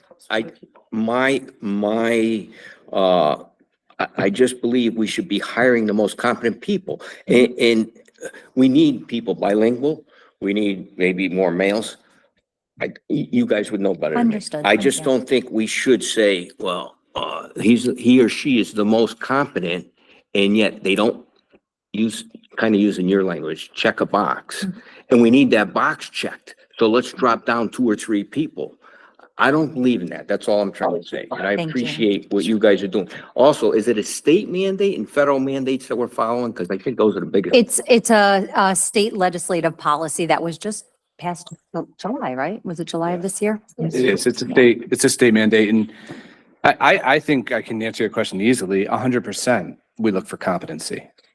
That's it, right? And then from there, we look at a lot of other factors as well. So I think it's all a part of it, but we're absolutely always looking at that. We need the most competent folks in front of our kids. Yes. And that's who we put in. Yeah. Ms. Yap. I just want to clarify a couple of things. Melanin doesn't just mean Black guys. Melanin can be anybody. So let's start with that. Number 2, do they give you a deadline to hire?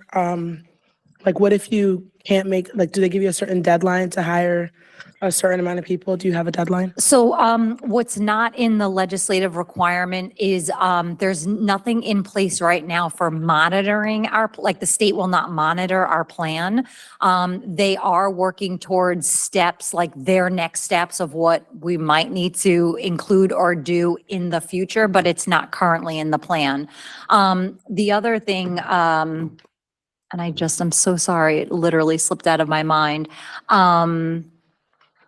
There could be a possibility where when we submit the plan, I haven't seen their rubric for review of what they're looking for when we submit the plan.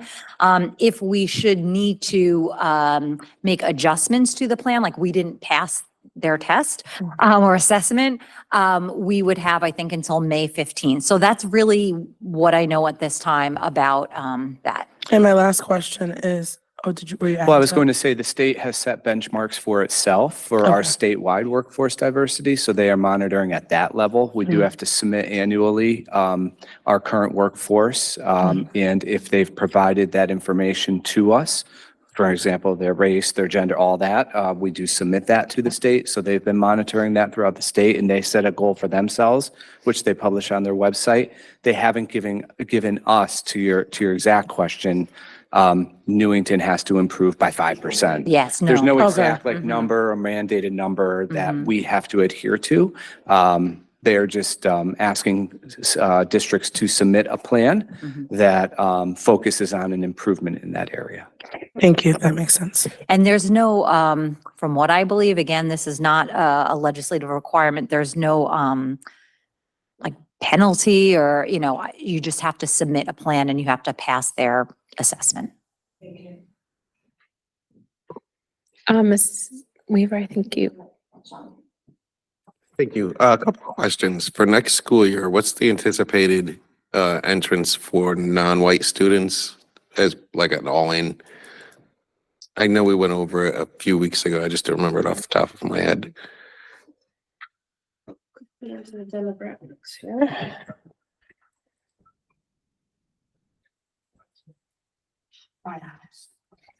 Here we go. And I'll share the tab. So this is our breakdown currently.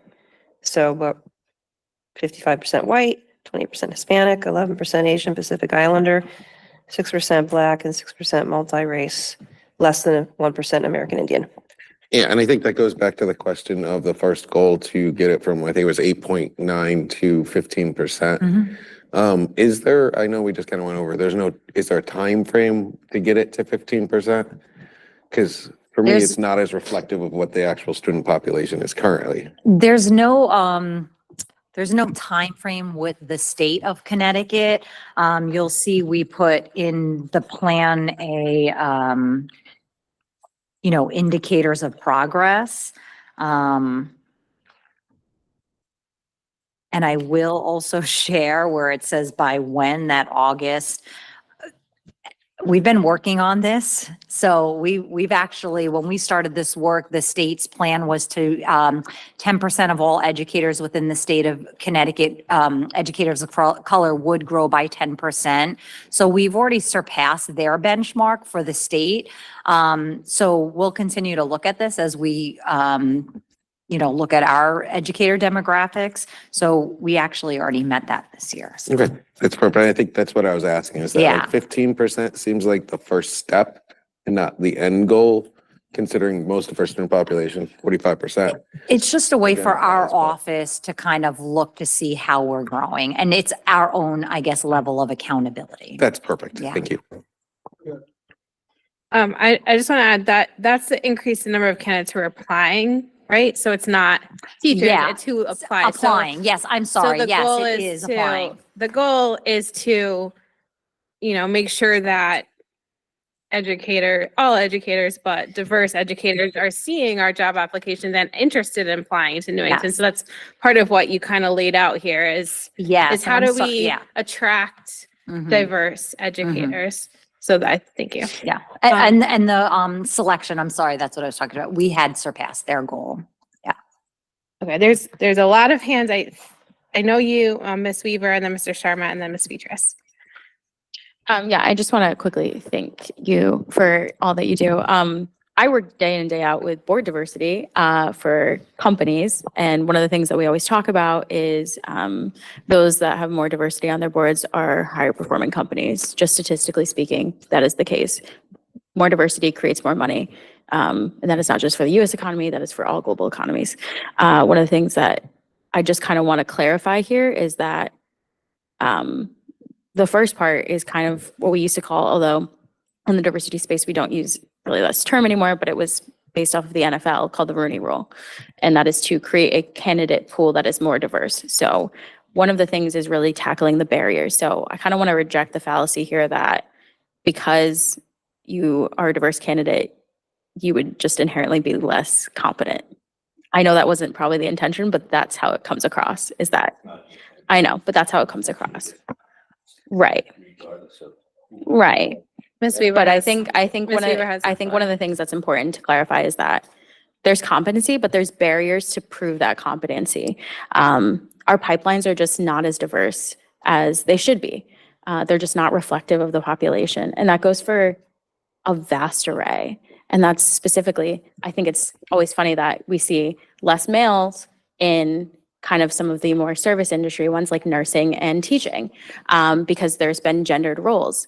You see that 30% of women are on boards, only they're 50% of the population, mostly because women couldn't open a checking account until the 1970s.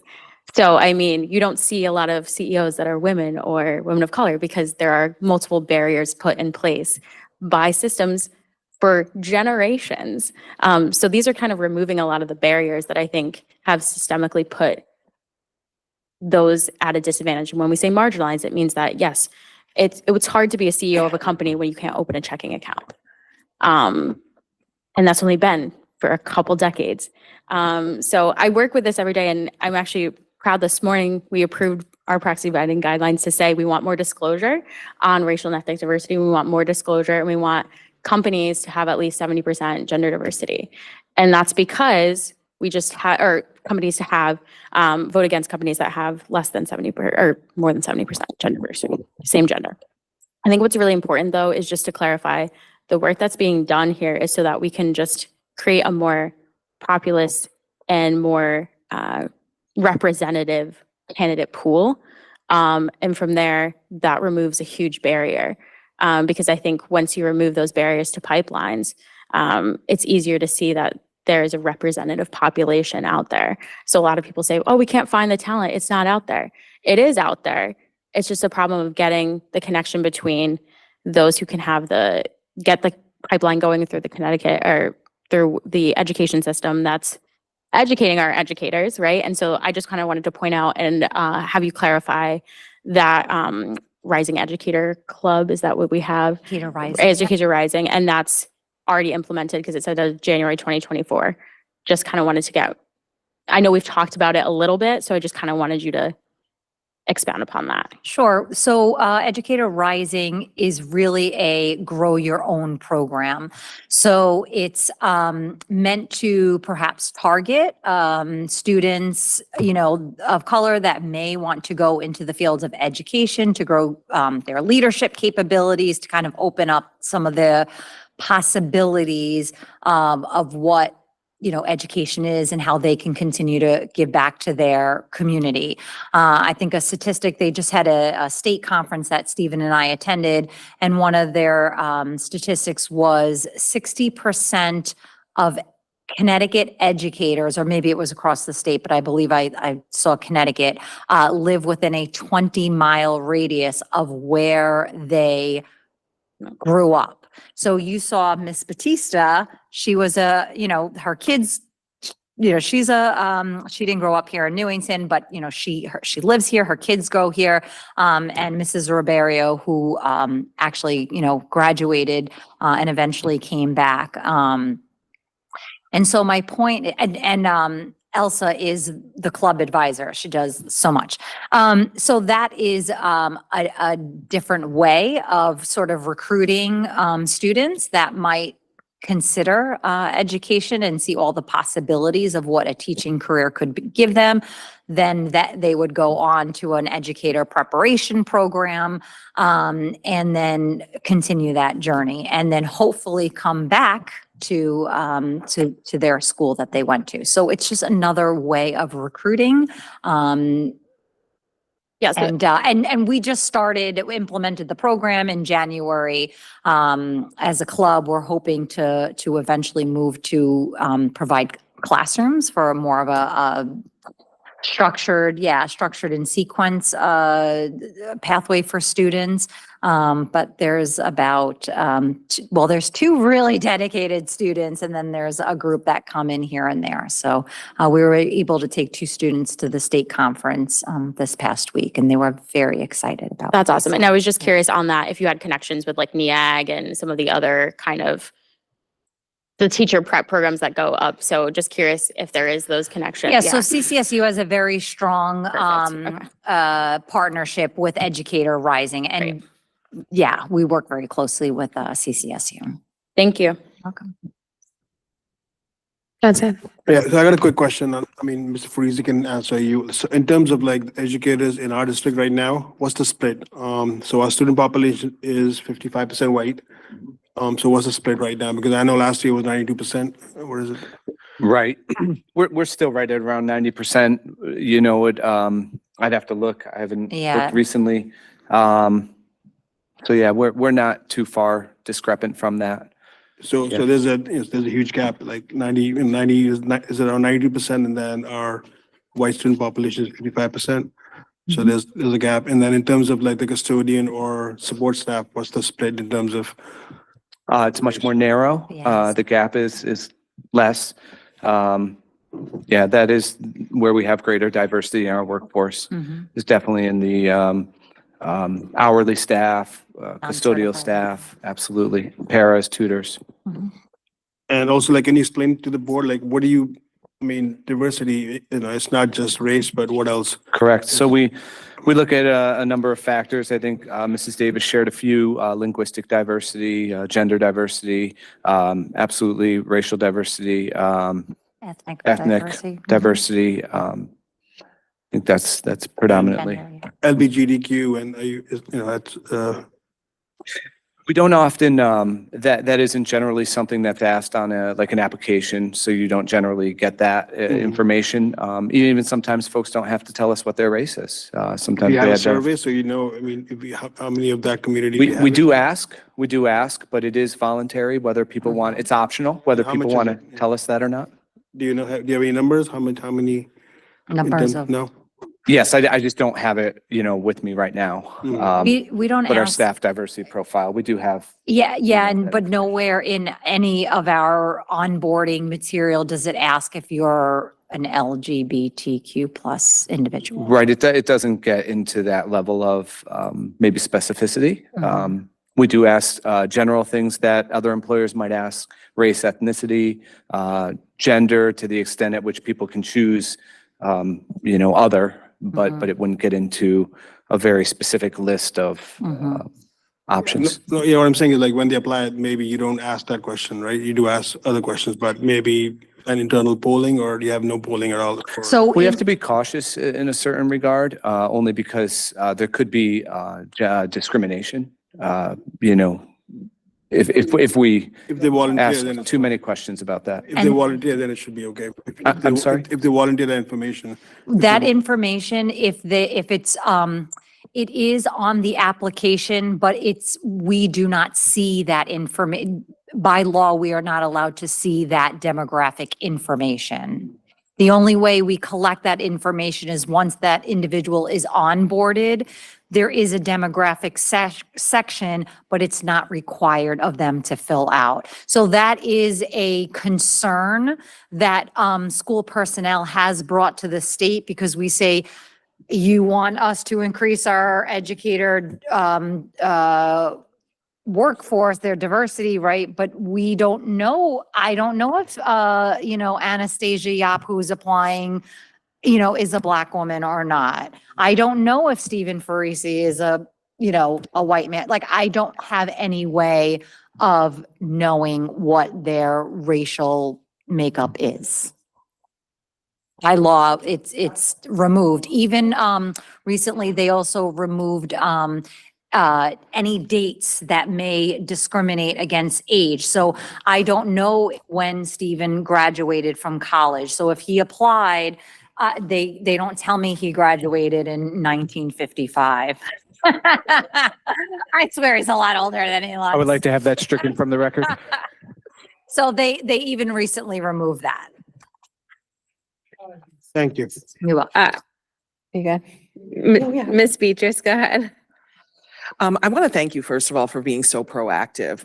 This is something that we know data has shown us that we do have a diverse community, a diverse school community. We want to make sure that we're working hard to make sure that all of our students, but our staff also, are being heard, and that your goals by starting them early are really proving that results are coming.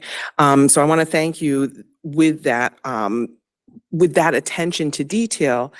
As you've gone through this process, it appears to me that you will start to attract more applicants to our community when it is known that we are welcoming and open community willing to and committed to providing that supportive, diverse environment, not just for our students, but for staff as well. People want to come to a district where they know that their work and their hard work and dedication is appreciated, but also that they're seen and heard. And so I think by being so proactive and continuing that commitment, it only moves the ball forward for our students as well as staff. So I want to thank you for that.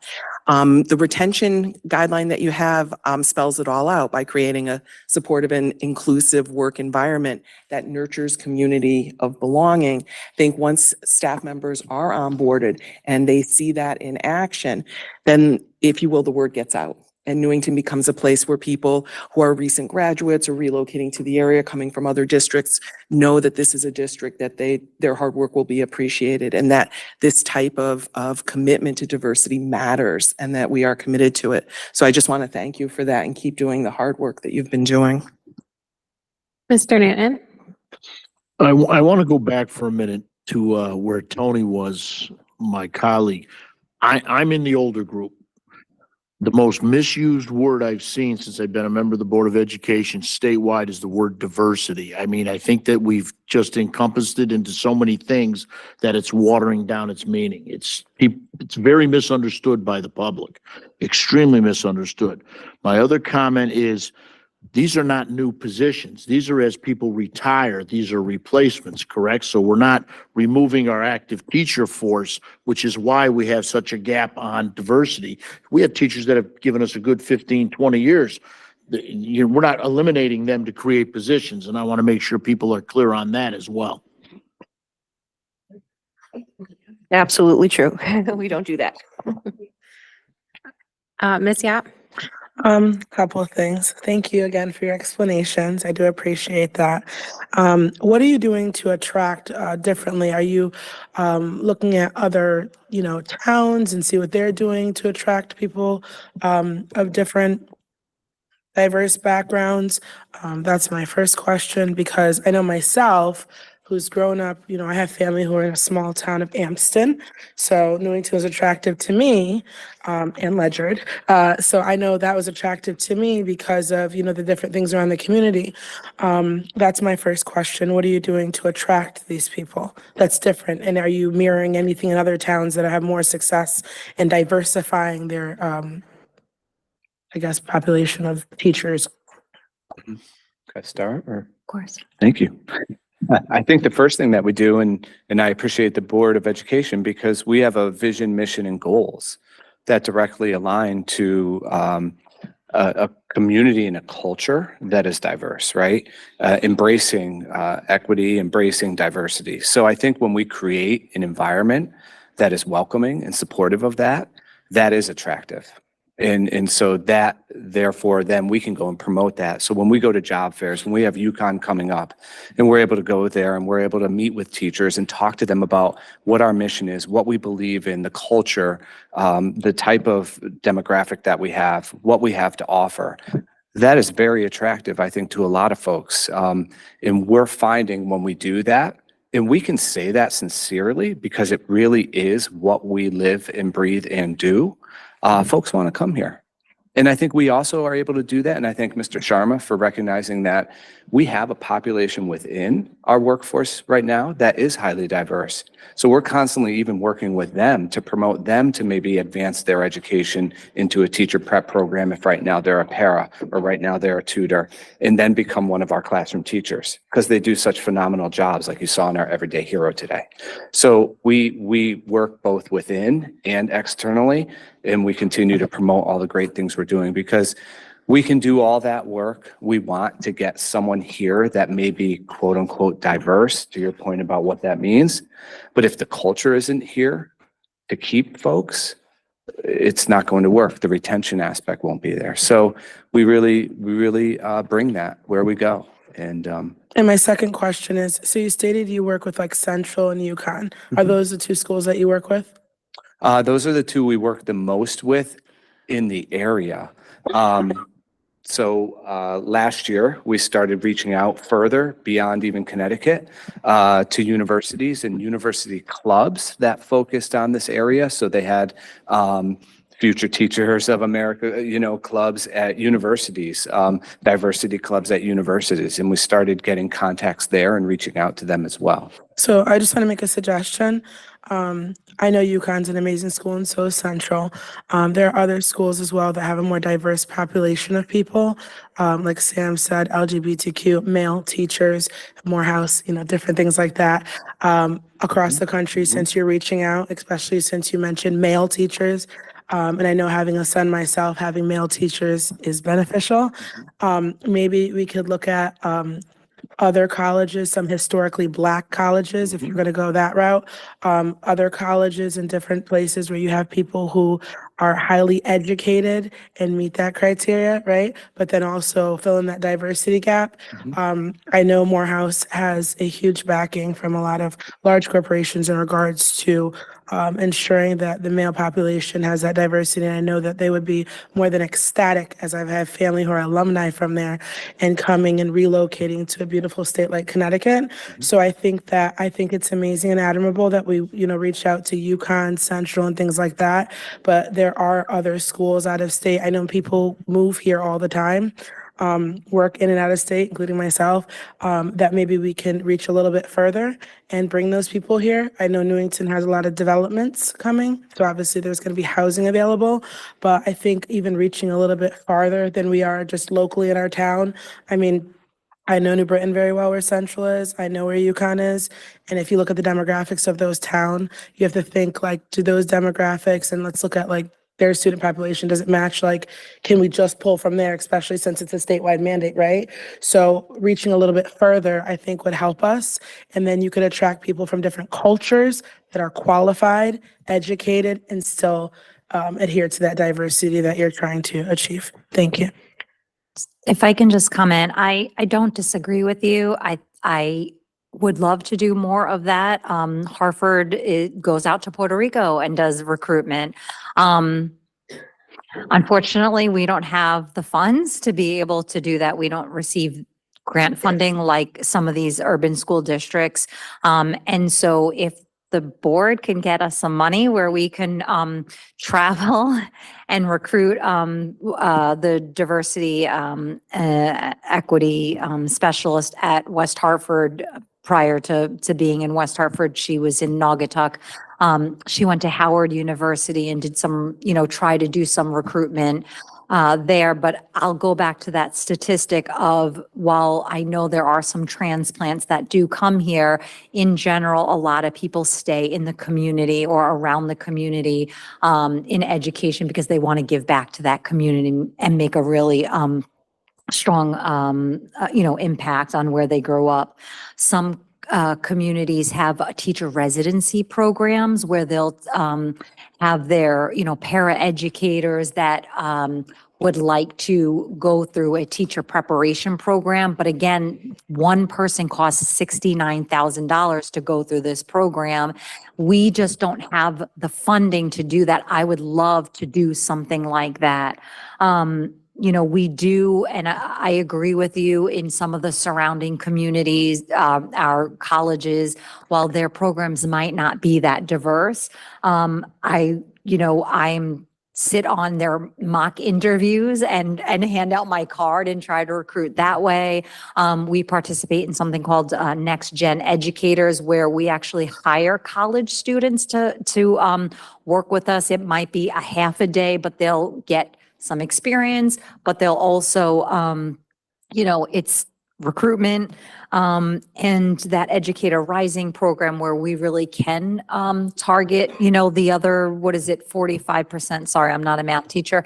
I think it was 55, right, of white. And then, so 45%. So we can target those students, but that's the long game, right? That we're not going to see gains until, a couple of years from now. That's going to take a really long time. But I think at this point, when all across the country, you have such low numbers of individuals even going into teacher preparation programs, I think we're going to get the most bang for our buck through like an Educator Rising program, unless we can get some additional grant funding to travel and then bring people here. So I'd like to make a comment on that. So I'd like to extend the olive branch with my personal resources. Wow. Okay, my cousin used to be the head of the NAACP. Let's just add that in. You guys don't know that much about me, but you'll learn. Okay, so I'd like to extend the olive branch. I have a family member who actually leads the chapter in Atlanta and in the South, and I have a cousin who led the chapter in New Britain for quite a long time. I would like to extend the olive branch, and it wouldn't cost $1. And I could see what I could do to get you connected with that. I don't have your email, but I could probably find it, or Steve or somebody could give it to me, and then help you with that, because that's something that wouldn't cost anything, and they could put you, connections. You don't have to pay anything. Emails are free. So I would like to extend the olive branch and help you with that. Thanks. I'll Thank put you you. in my plan. Thank you. Are there any further comments or questions? Ms. Davis, thank you so much for being here. Glad that yes, thank you for all the work on this plan and to be for. Thank you. Thank you. Have a good evening. All right, Mr. Parisi. So I apologize for keeping it here for a moment, but I know on the agenda, it does read discussion/action, and I just don't want to keep the board away from taking action if they are interested in action. Otherwise, the submission date is Friday. Yes. We should do that. We should definitely make a motion because Ms. Davis needs to not miss that deadline. Okay. Got it. Move the Newington Board of Education approve the Educator Diversity Plan in accordance with Connecticut's Public Act 23-167, 10 of the General Statutes. Second. All right, we have a motion and a second. Is there any further discussion? Deb, would you please? Mary Beatrice, Yes. Brittany Carr, Yes. Alan, Yes. Stephanie Mealy, Abstain. Timothy Newton, Yes. Amy Parati, Yes. Sam Sharma, Yes. Jessica Wheeler, Yes. Anastasia Yap. Yes. Motion passes 8-8 with one abstain.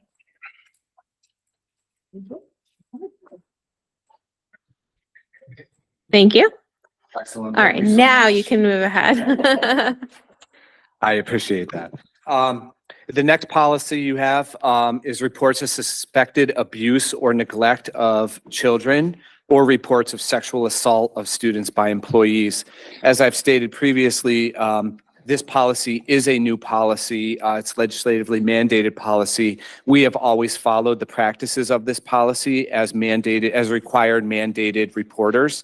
All staff go through the required mandated training through the State Department of Education, get certified in that, cannot continue with us unless they're certified in that. It's a 3-year certification that they have to renew every 3 years. So we are proud that we have 100% compliance with that. So this is a new policy. We're recommending the adoption of the Shipman and Goodwin policy with recommendations to remain consistent with the 12-hour reporting window, as you'll find on page 4. As noted in other parts of the policy. So on page 4, we are recommending the 12-hour reporting window opposed to what they had there, and that we are perfectly in our purview to do so, as well as keeping the optional appendices, which we believe help us clarify and define how we want to implement the policy. So additionally, the committee requested that I look into students who remain in Newington Public Schools but are over 18, because you'll note in the policy that this is up to students who are 17 years old. And I confirmed that if abuse or neglect is suspected, that it must be reported to the police. So if you are over 17 years old, you would move from this policy directly to the police.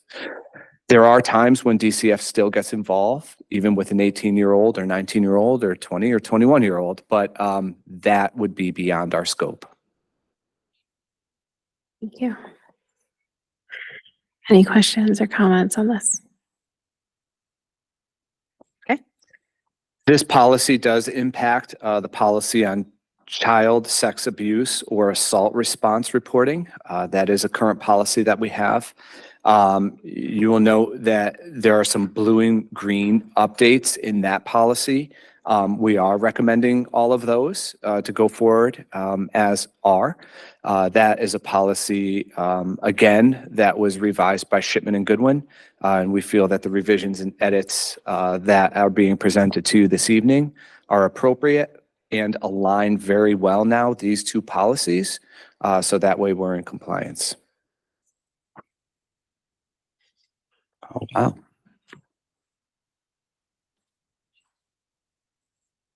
Okay. Do you have any questions on the 4,000 series policies? No.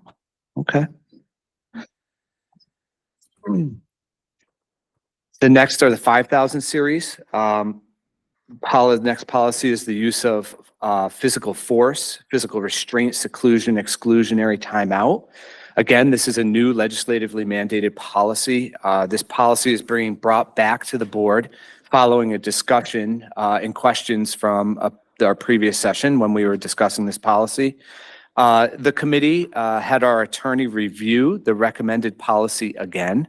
The revisions that we presented to you last time that were under question were perfectly valid and legal. Our attorneys did provide to us, as you'll see on the board right now, some additional recommendations that we do agree with. And those are noted in the stricken verbiage and the highlighted yellow verbiage. So in addition to what we were able to validate as far as language that we had put in that is capable of moving forward, we did revise this slightly to also meet the recommendations that our attorneys provided us as well. And again, those are in the yellow and stricken out verbiage. So this is the policy, yeah, that Mr. Farisi mentioned that we had previously discussed. So, are you looking to do a vote on this one to move? To This would be a approve this policy out of all of them that we could vote on this evening. Okay. Or if there are further questions or concerns, the policy committee is meeting next month or this coming Monday. And we welcome any for all of these policies. Are there any questions or concerns on this one? Go ahead, Ms. Yap. On, I guess, page 2, it says, if any instance of physical restraint, whatever, okay. It says upon determination that such continued physical restraint or seclusion is necessary, such individual shall make a new determination every 15 minutes. I know you changed it from 30.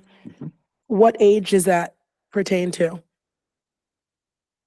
That would be for all ages. Oh, correct, for students. So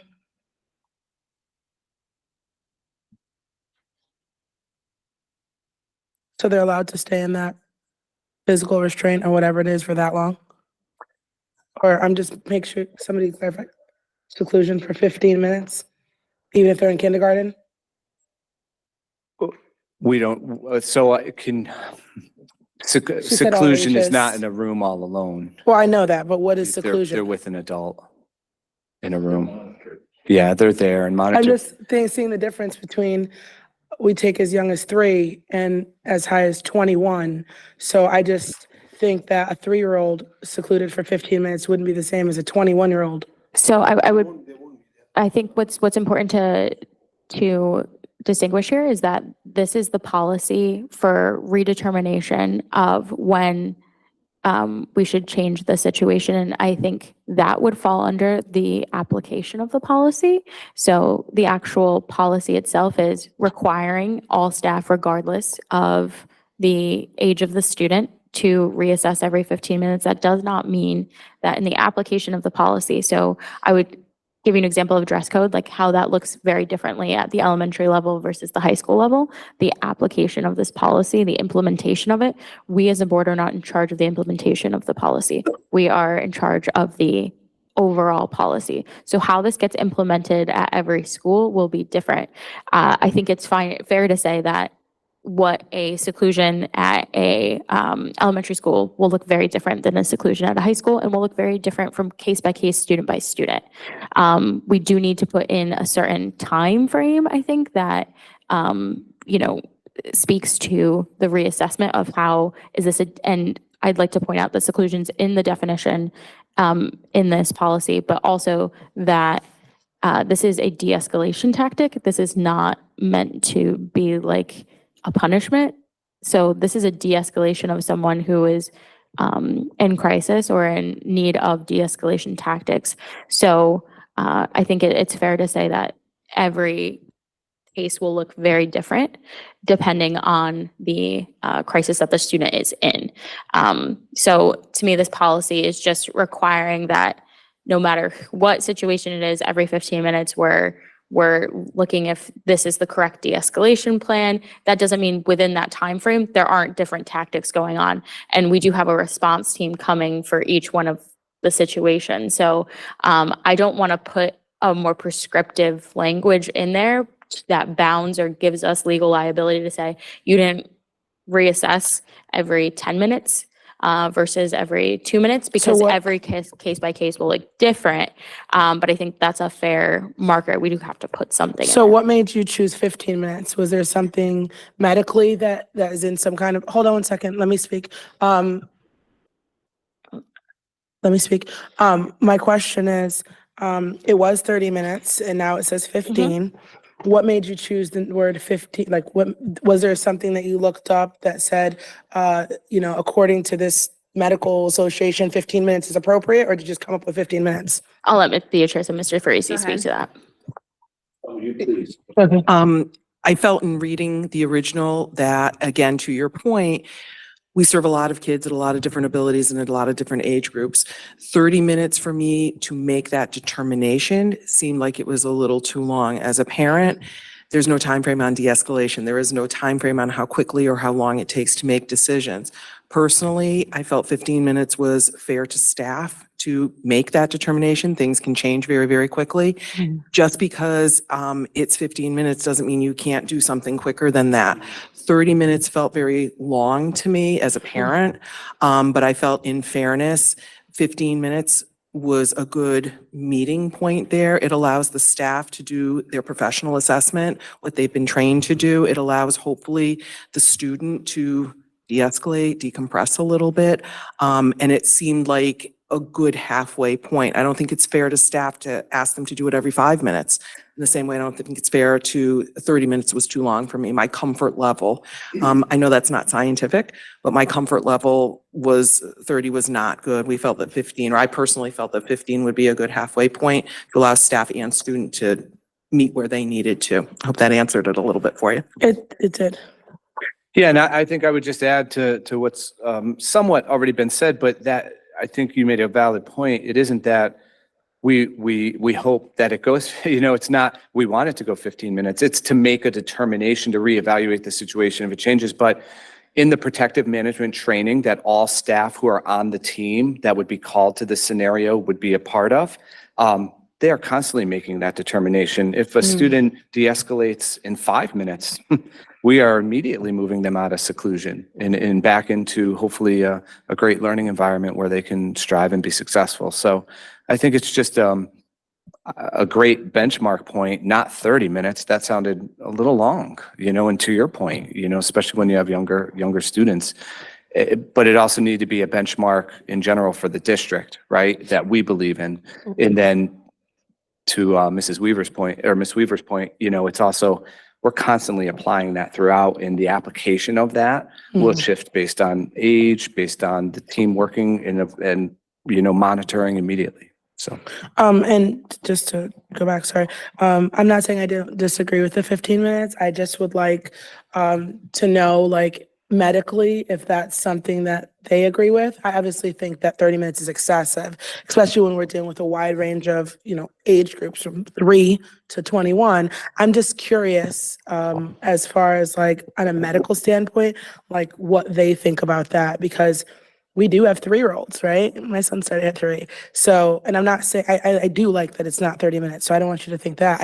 I'm just curious as to like what they feel like the numbers Yeah, I should mean, I don't be. think there's like a scientific benchmark that we have because it's so case by case basis. To your point, like, I don't know if we have, you know, the data. Right, the data to say the acceptable number, and I don't want to force a certain metric that's not. And again, I think what's important to clarify, to your point, this isn't saying that they are all in seclusion or in physical restraint for this long. It is how long to reassess the de-escalation tactics that are being put into place. And that could be 3 or 4 different ones at the same time, and making sure that you're reassessing it. Because some child might take 5 or 2 minutes to calm down. Some might be, you know, have some boisterous crying for a couple more minutes than that. And if that's not working by the 15-minute mark, you've tried 3 different tactics, I think it's time to reassess, right?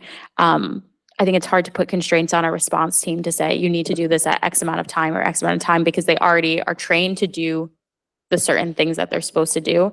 So I think I don't want to get bogged down in just like that number, because I don't think it really will impact fully the implementation of the policy, because that implementation is really run by our response team, if that makes sense. If I could jump into that, whenever a child's been involved in a restraint, our school nurse is involved. So she, typically she, we have one he, is required to monitor.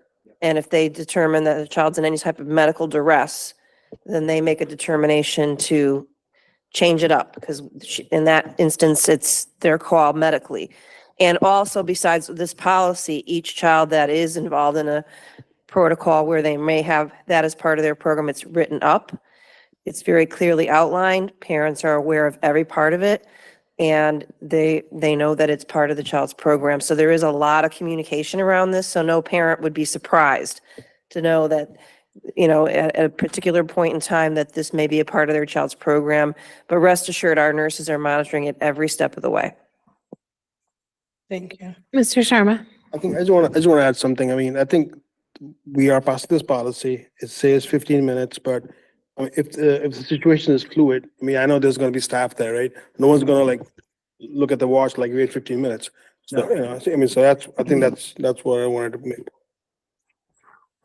Ms. Beatrice. Just to clarify, I think we don't want it to go without assessment longer than 15 minutes. That's the agree with issue. So it's not, I want to put the end point, not the beginning point, if that makes any sense. I think that's where we as a group, we're kind of coming from on that, so.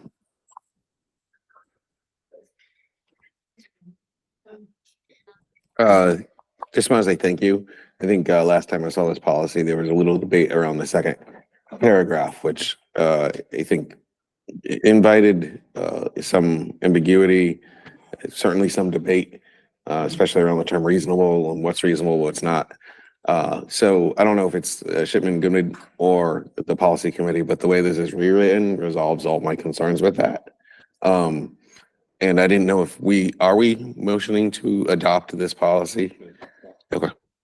It's in the, We can, okay. Because I like the policy. I think it was just the outline in the initial. It was reworded much better. Yes, you may. Yeah, I think what we were doing here was conflagrating a medical emergency, which is a behavioral problem. And if it's a medical emergency, it's probably going to be, they're calling 911 and they're on the way. So yeah, we can't micromanage this thing. Being a police officer, I know these things are dynamic situations. Change like that could turn into a medical emergency. Just like, you're not going to, like you said, you're not going to wait. Oh, we're going to wait for. So it's a good policy. I mean, 15 minutes is just, it's just a measurement. And I think 30 was too long to bring it down to 15. So that's just my opinion. Thank you. Thank you. I'll entertain a motion. I mean, you can. All right. Move the Board of Education approve new board policy 5144.1, physical restraint and seclusion of students and use of exclusionary timeout as recommended. Second.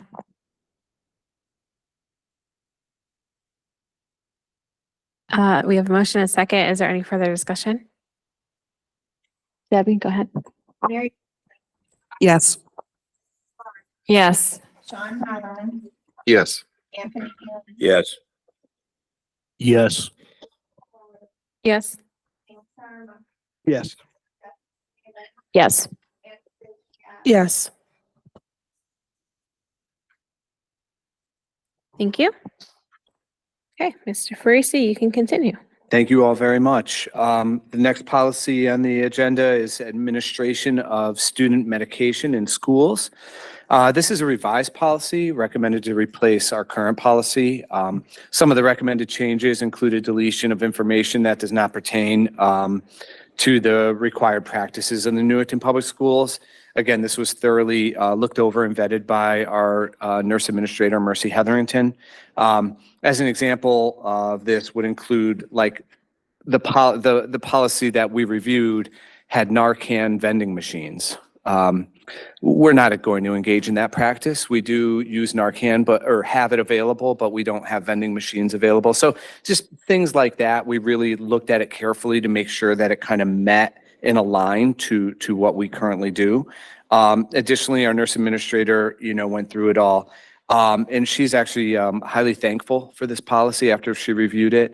It provided many updates and changes that were needed compared to our previous policy. So she wanted me to make sure I thank the committee and if the board moves it forward at some point.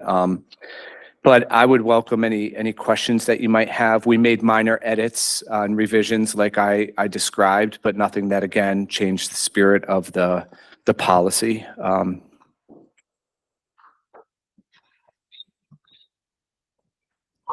Any comments or questions here? The rest of the policies we'll just discuss, and then at our next meeting, potentially, we'll bring forward the motions. Yep. So just to follow that process again, just to clarify, it'll be we as a committee bring forth to the full board gets to review the policy. If there's any questions, we bring it back to policy. If not, we'll bring it back forward for the next meeting to vote.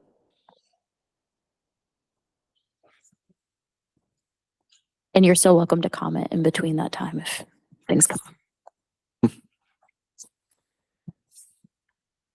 Moving on, okay, great. It's good. Next policy is admission to public schools at or before age 5, and how timely it was that earlier on I gave an update on the kindergarten waiver process. So that's exactly directly aligned to this policy. So this is a new policy. It was a new legislatively mandated change, and we needed to develop policy around it. We are recommending the model policy from Shipman and Goodwin with a few minor edits to reflect our practices. That includes things like timelines. And again, the question was asked of me earlier, is there going to be an appeals process? We do not have an appeals process, things like that. So you'll find that in here. This policy also had implications for 2 other policies. That would be admission, so admission to school, and our policy on ages of attendance. And the only 2 changes on those 2 policies were literally the start date of when you're eligible to start school. Nothing else about those 2 policies was changed. So when we do finally vote, those 2 will need to be voted on as well. That's why they're linked out in your packets, so you can see the changes there. I tried to put everything in yellow. I'll pause there and ask if there are any questions.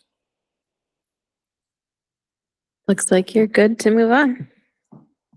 All right, the next policy is our bullying prevention and intervention, and this is a revised policy recommended to replace our current policy. The committee is again recommending that we replace our current policy with the Shipman and Goodwin model policy, as it not only meets all of the legislative requirement changes, but it also provides more clear, updated definitions.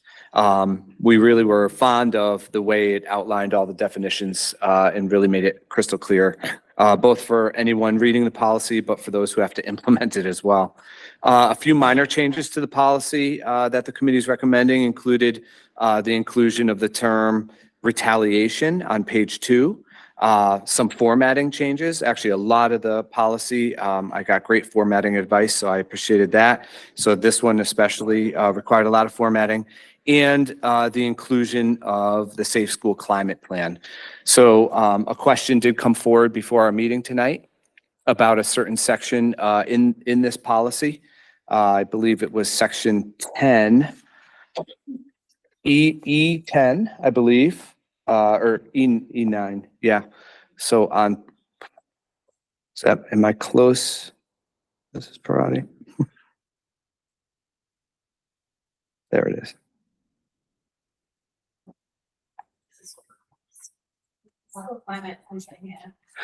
And so we updated that to have school climate in there.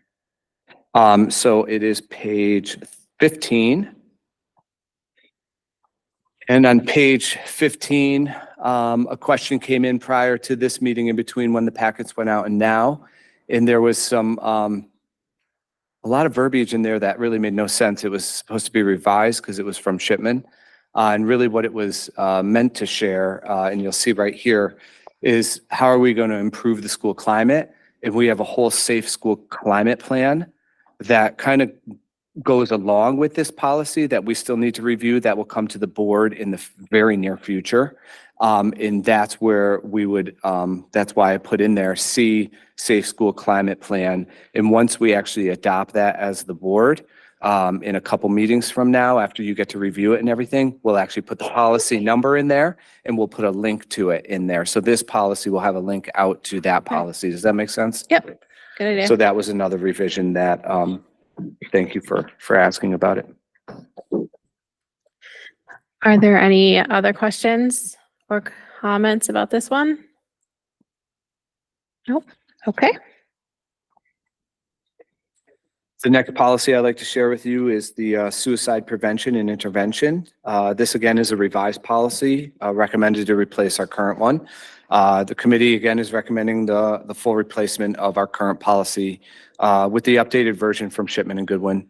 Again, it just contains a lot of the legal changes that are required in great clarity with some minor edits. So you'll see in the policy the areas that we made some minor edits. They include the term asserted to replace the term threatened, which is okay for us to do. It's perfectly legal. As well as to replace wherever family was mentioned in the policy, to replace it with parent guardian to keep it consistent with how we share information with all of our and within all of our other policies, and to add our practice of creating an action plan as item 6 on page 3. So this policy came to us without that in it. And we believe that part of this policy should be the creation of an action plan. That would be on page 3.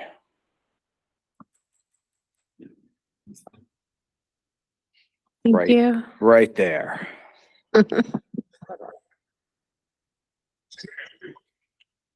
So it tells you all the steps. In this section, it talks to you about all the steps that you would do to, manage a situation when a student, maybe, having suicidal tendencies or ideation. So what it didn't have in it is, so what type of plan are you going to create to help support the student?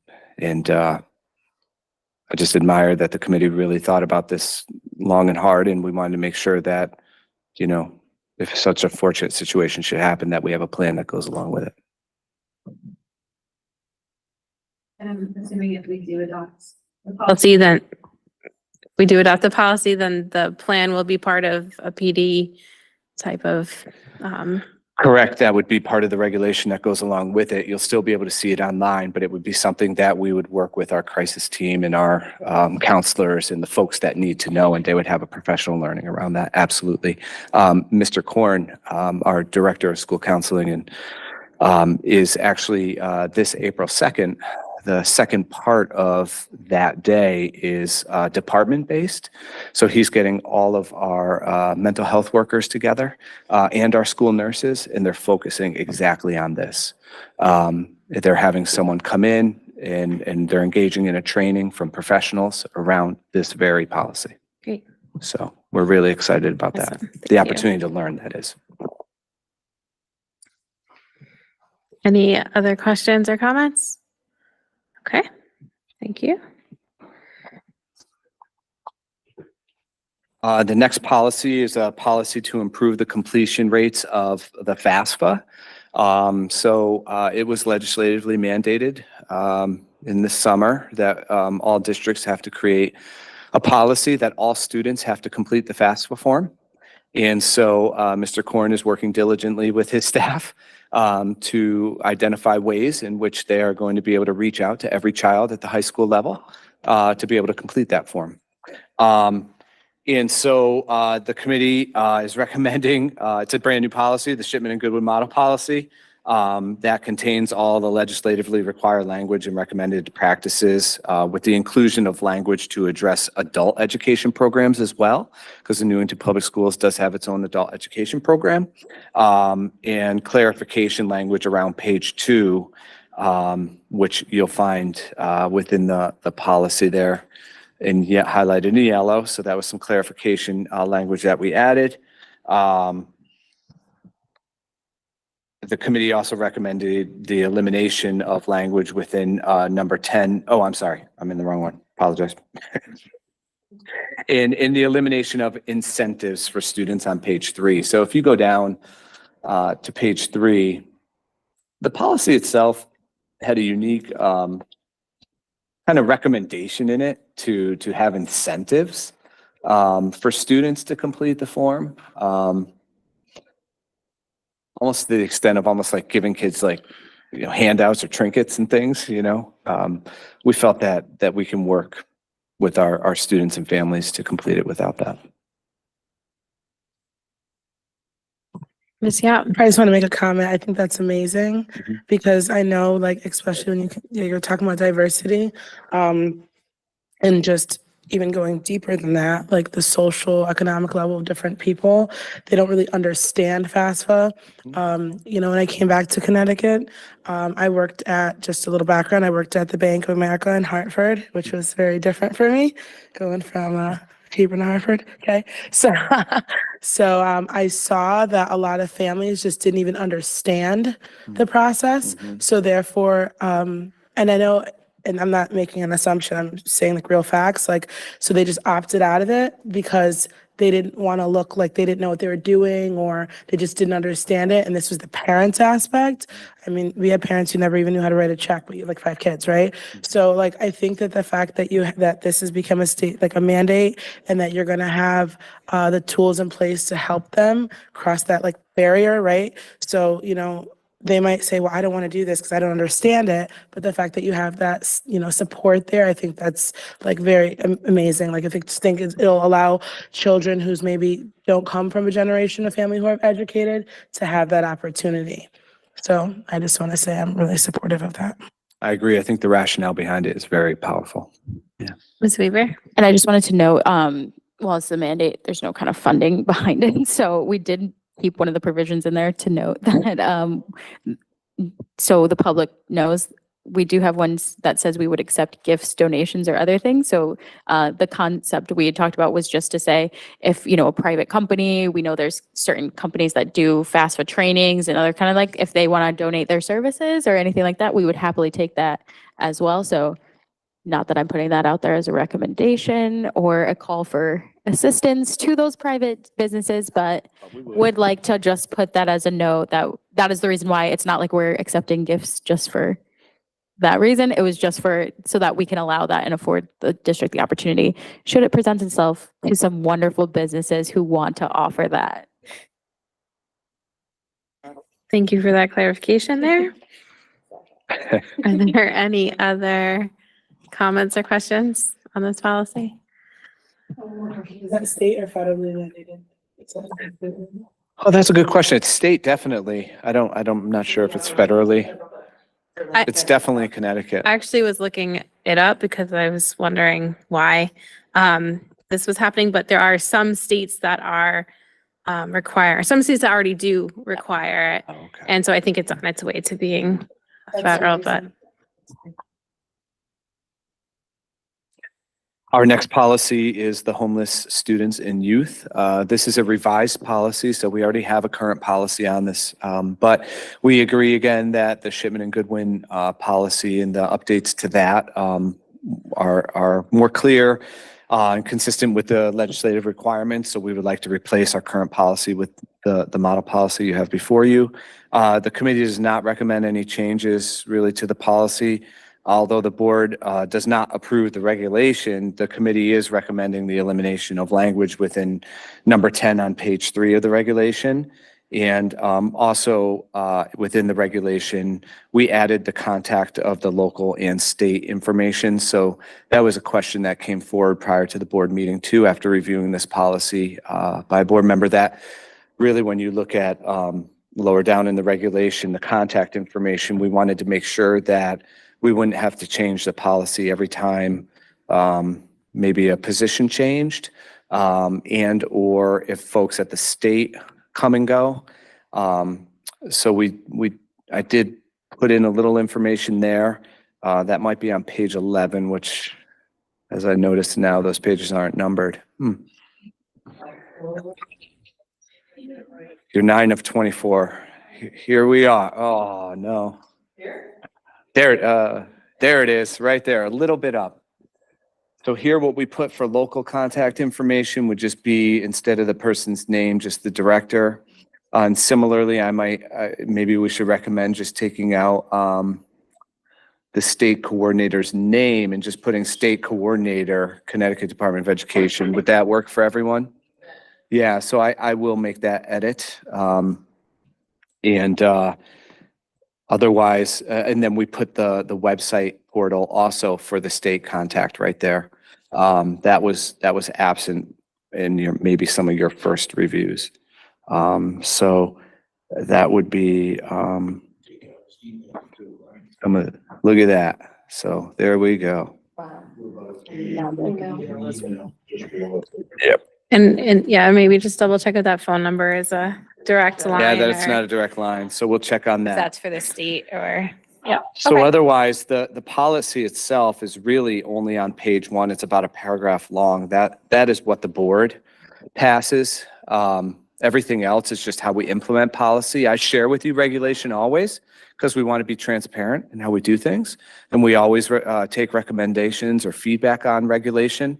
But really, it's the policy that board votes on. The board does not vote on regulation. Thank you for that. So with all that being clarification. said, are there any questions on the homeless policy? No. All right. Next policy is attendance, truancy, and chronic absenteeism. This is a policy that's been around for a little while, and we are recommending the Shipman and Goodwin model policy to replace it, as it contains, again, all the necessary legislative updates, terms, and definitions that will support our ability to effectively implement this policy. There are some minor edits recommended throughout, but specifically on page 11. And again, the policy is only on pages 1 and 2. So these would be edits to the regulation. The board would not be voting on these. And instead of just the absence of students, we put all enrolled students. Just to be clear. But really, we're looking at pages 1 and 2, and we wondered if you had any questions on that. I think page 4 was the one with the most edits. It was in regards to remote learning. To remote learning? Yep. Yep. Great. Thank That's you. it. Right, that would be from Shipman, their recommendations. Mhm. Are there any comments or questions on this policy? Nope. Okay. Next Moving on. policy is recess and play-based learning. I think right about now, I'd like to do a little play-based learning. If y'all don't mind, we can. So this is a new legislatively mandated policy again. And may I remind you, as Ms. Weaver shared, 0 of these policies that were legislatively mandated came with funding. So this is a policy where the committee again is recommending what Shipman and Goodwin provided to us with the inclusion of The term pre-K, both including pre-K in the policy because it was absent, but then also the feedback of making sure that it read pre-K throughout the policy and not preschool. So those terms were used interchangeably within this policy. So we made sure that it reads pre-K now throughout all, pre-kindergarten, I should say. And the term strive to be in regards to the mobile devices during playtime. So you'll see in the policy that there is a portion where it says while students are playing freely, that we strive to not use mobile devices during that time. And so, the committee felt that strive to be free of using mobile devices is a adequate goal to strive to achieve, that there may be times where there are certain fun games on a mobile device. I don't know if you've ever been to those, fun times with certain folks where you put it on your head and, but there might be times where it might be appropriate. But it wouldn't be something that the committee would condone. That should happen frequently at all. That would not be the, implementation recommendation. So we believe that it should be rarely used, if ever. So we'll strive always to be free of that during play. So that was a change that we made in the policy. Yep.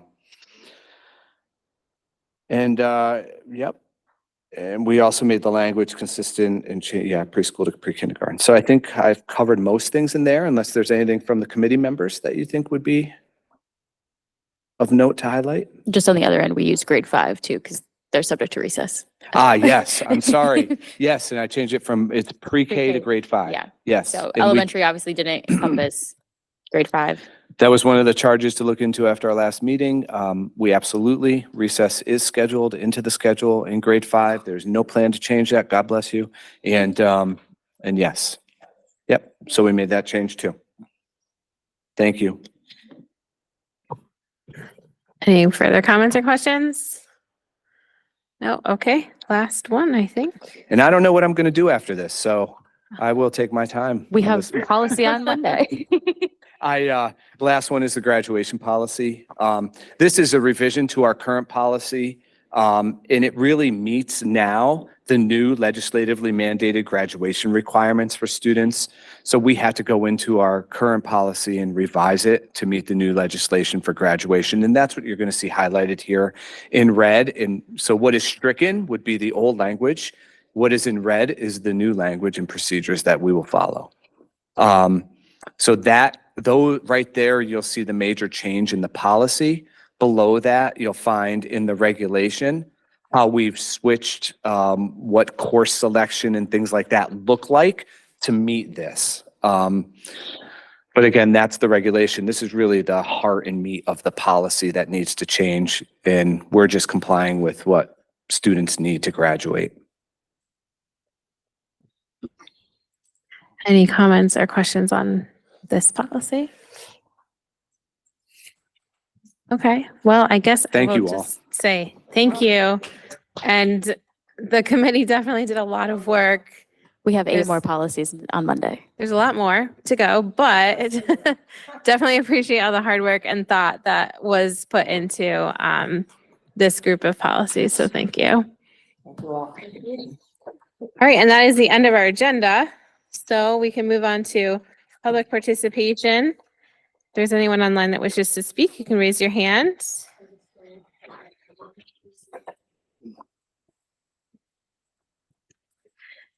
And I don't see anybody, so I will open it up to remarks by board members. Ms. Yap. I just want to say thank you all again for taking your time out. I know we all volunteer here and it's not a paid position. And thank you to the policy committee because that was a lot. I'm like, I haven't been on that committee yet. Okay. But and thank you, Mr. Farisi. I know I'm looking at your binder. It looks as big as the budget book, so, or bigger. Thank you. So I do want to say thank you all for that. And Dr. Verma, I know you chime in on almost like all the meetings, so thank you as well. Again, thank you to all the schools, middle, elementary, and high school for the gifts. They're wonderful every year. We appreciate that. And to Tia, thank you earlier. We love our recognizing our staff members. So yeah, I'm excited about some of the new policies, including FAFSA that I've, advocated for as well. And yeah, I look forward to seeing you guys at the next meeting in person. Just wanted to say again, great job to everyone tonight that came out, especially our student council members. They did a wonderful job and we appreciate your appreciation. A lot of appreciation going around, and a last appreciation for my policy committee, Mr. Farisi, for the many hours of work. And as he said, they come prepared before, so we weren't reading through them actively at the meeting. It was like right then we were ready to go, and it still took probably like 3 hours. So just want to say thank you again. And again, Monday night back at it, 7 p.m. for another round of like 8 policies. Cool. Thank you. Anybody else? Okay, I do just want to give an update. Last night at the town council meeting, they voted unanimously to form a John Wallace Building Committee. So no members yet, but next meeting, next town council meeting, the mayor did tell me that they would be appointing members to the committee. So officially we will be able to get that project moving off the ground. And from the board representatives, I appointed, Mr. Holleran and Mr. Newton to represent us as the Board of Ed reps for that project. They will be voting members. So thank you in advance for serving on that. And thank you to the town council for approving that. I know there was some discussion with the permanent building committee, but glad that they were able to get this one kind of on its way. So, and thank you to our students who came out to support us. We very much appreciate you, and it's very humbling to get all these gifts of recognition, but we do it for them and for the community. So we're happy to be here. I'm happy to be here. And I'm happy to make a motion to adjourn. Second. Sorry, Sean. I gotta We go. have a motion Yeah. second. Any I gotta discussion? go. All in favor? Aye. Here. All in favor? My bad. Aye. Yeah, I got a pink. Yes, aye.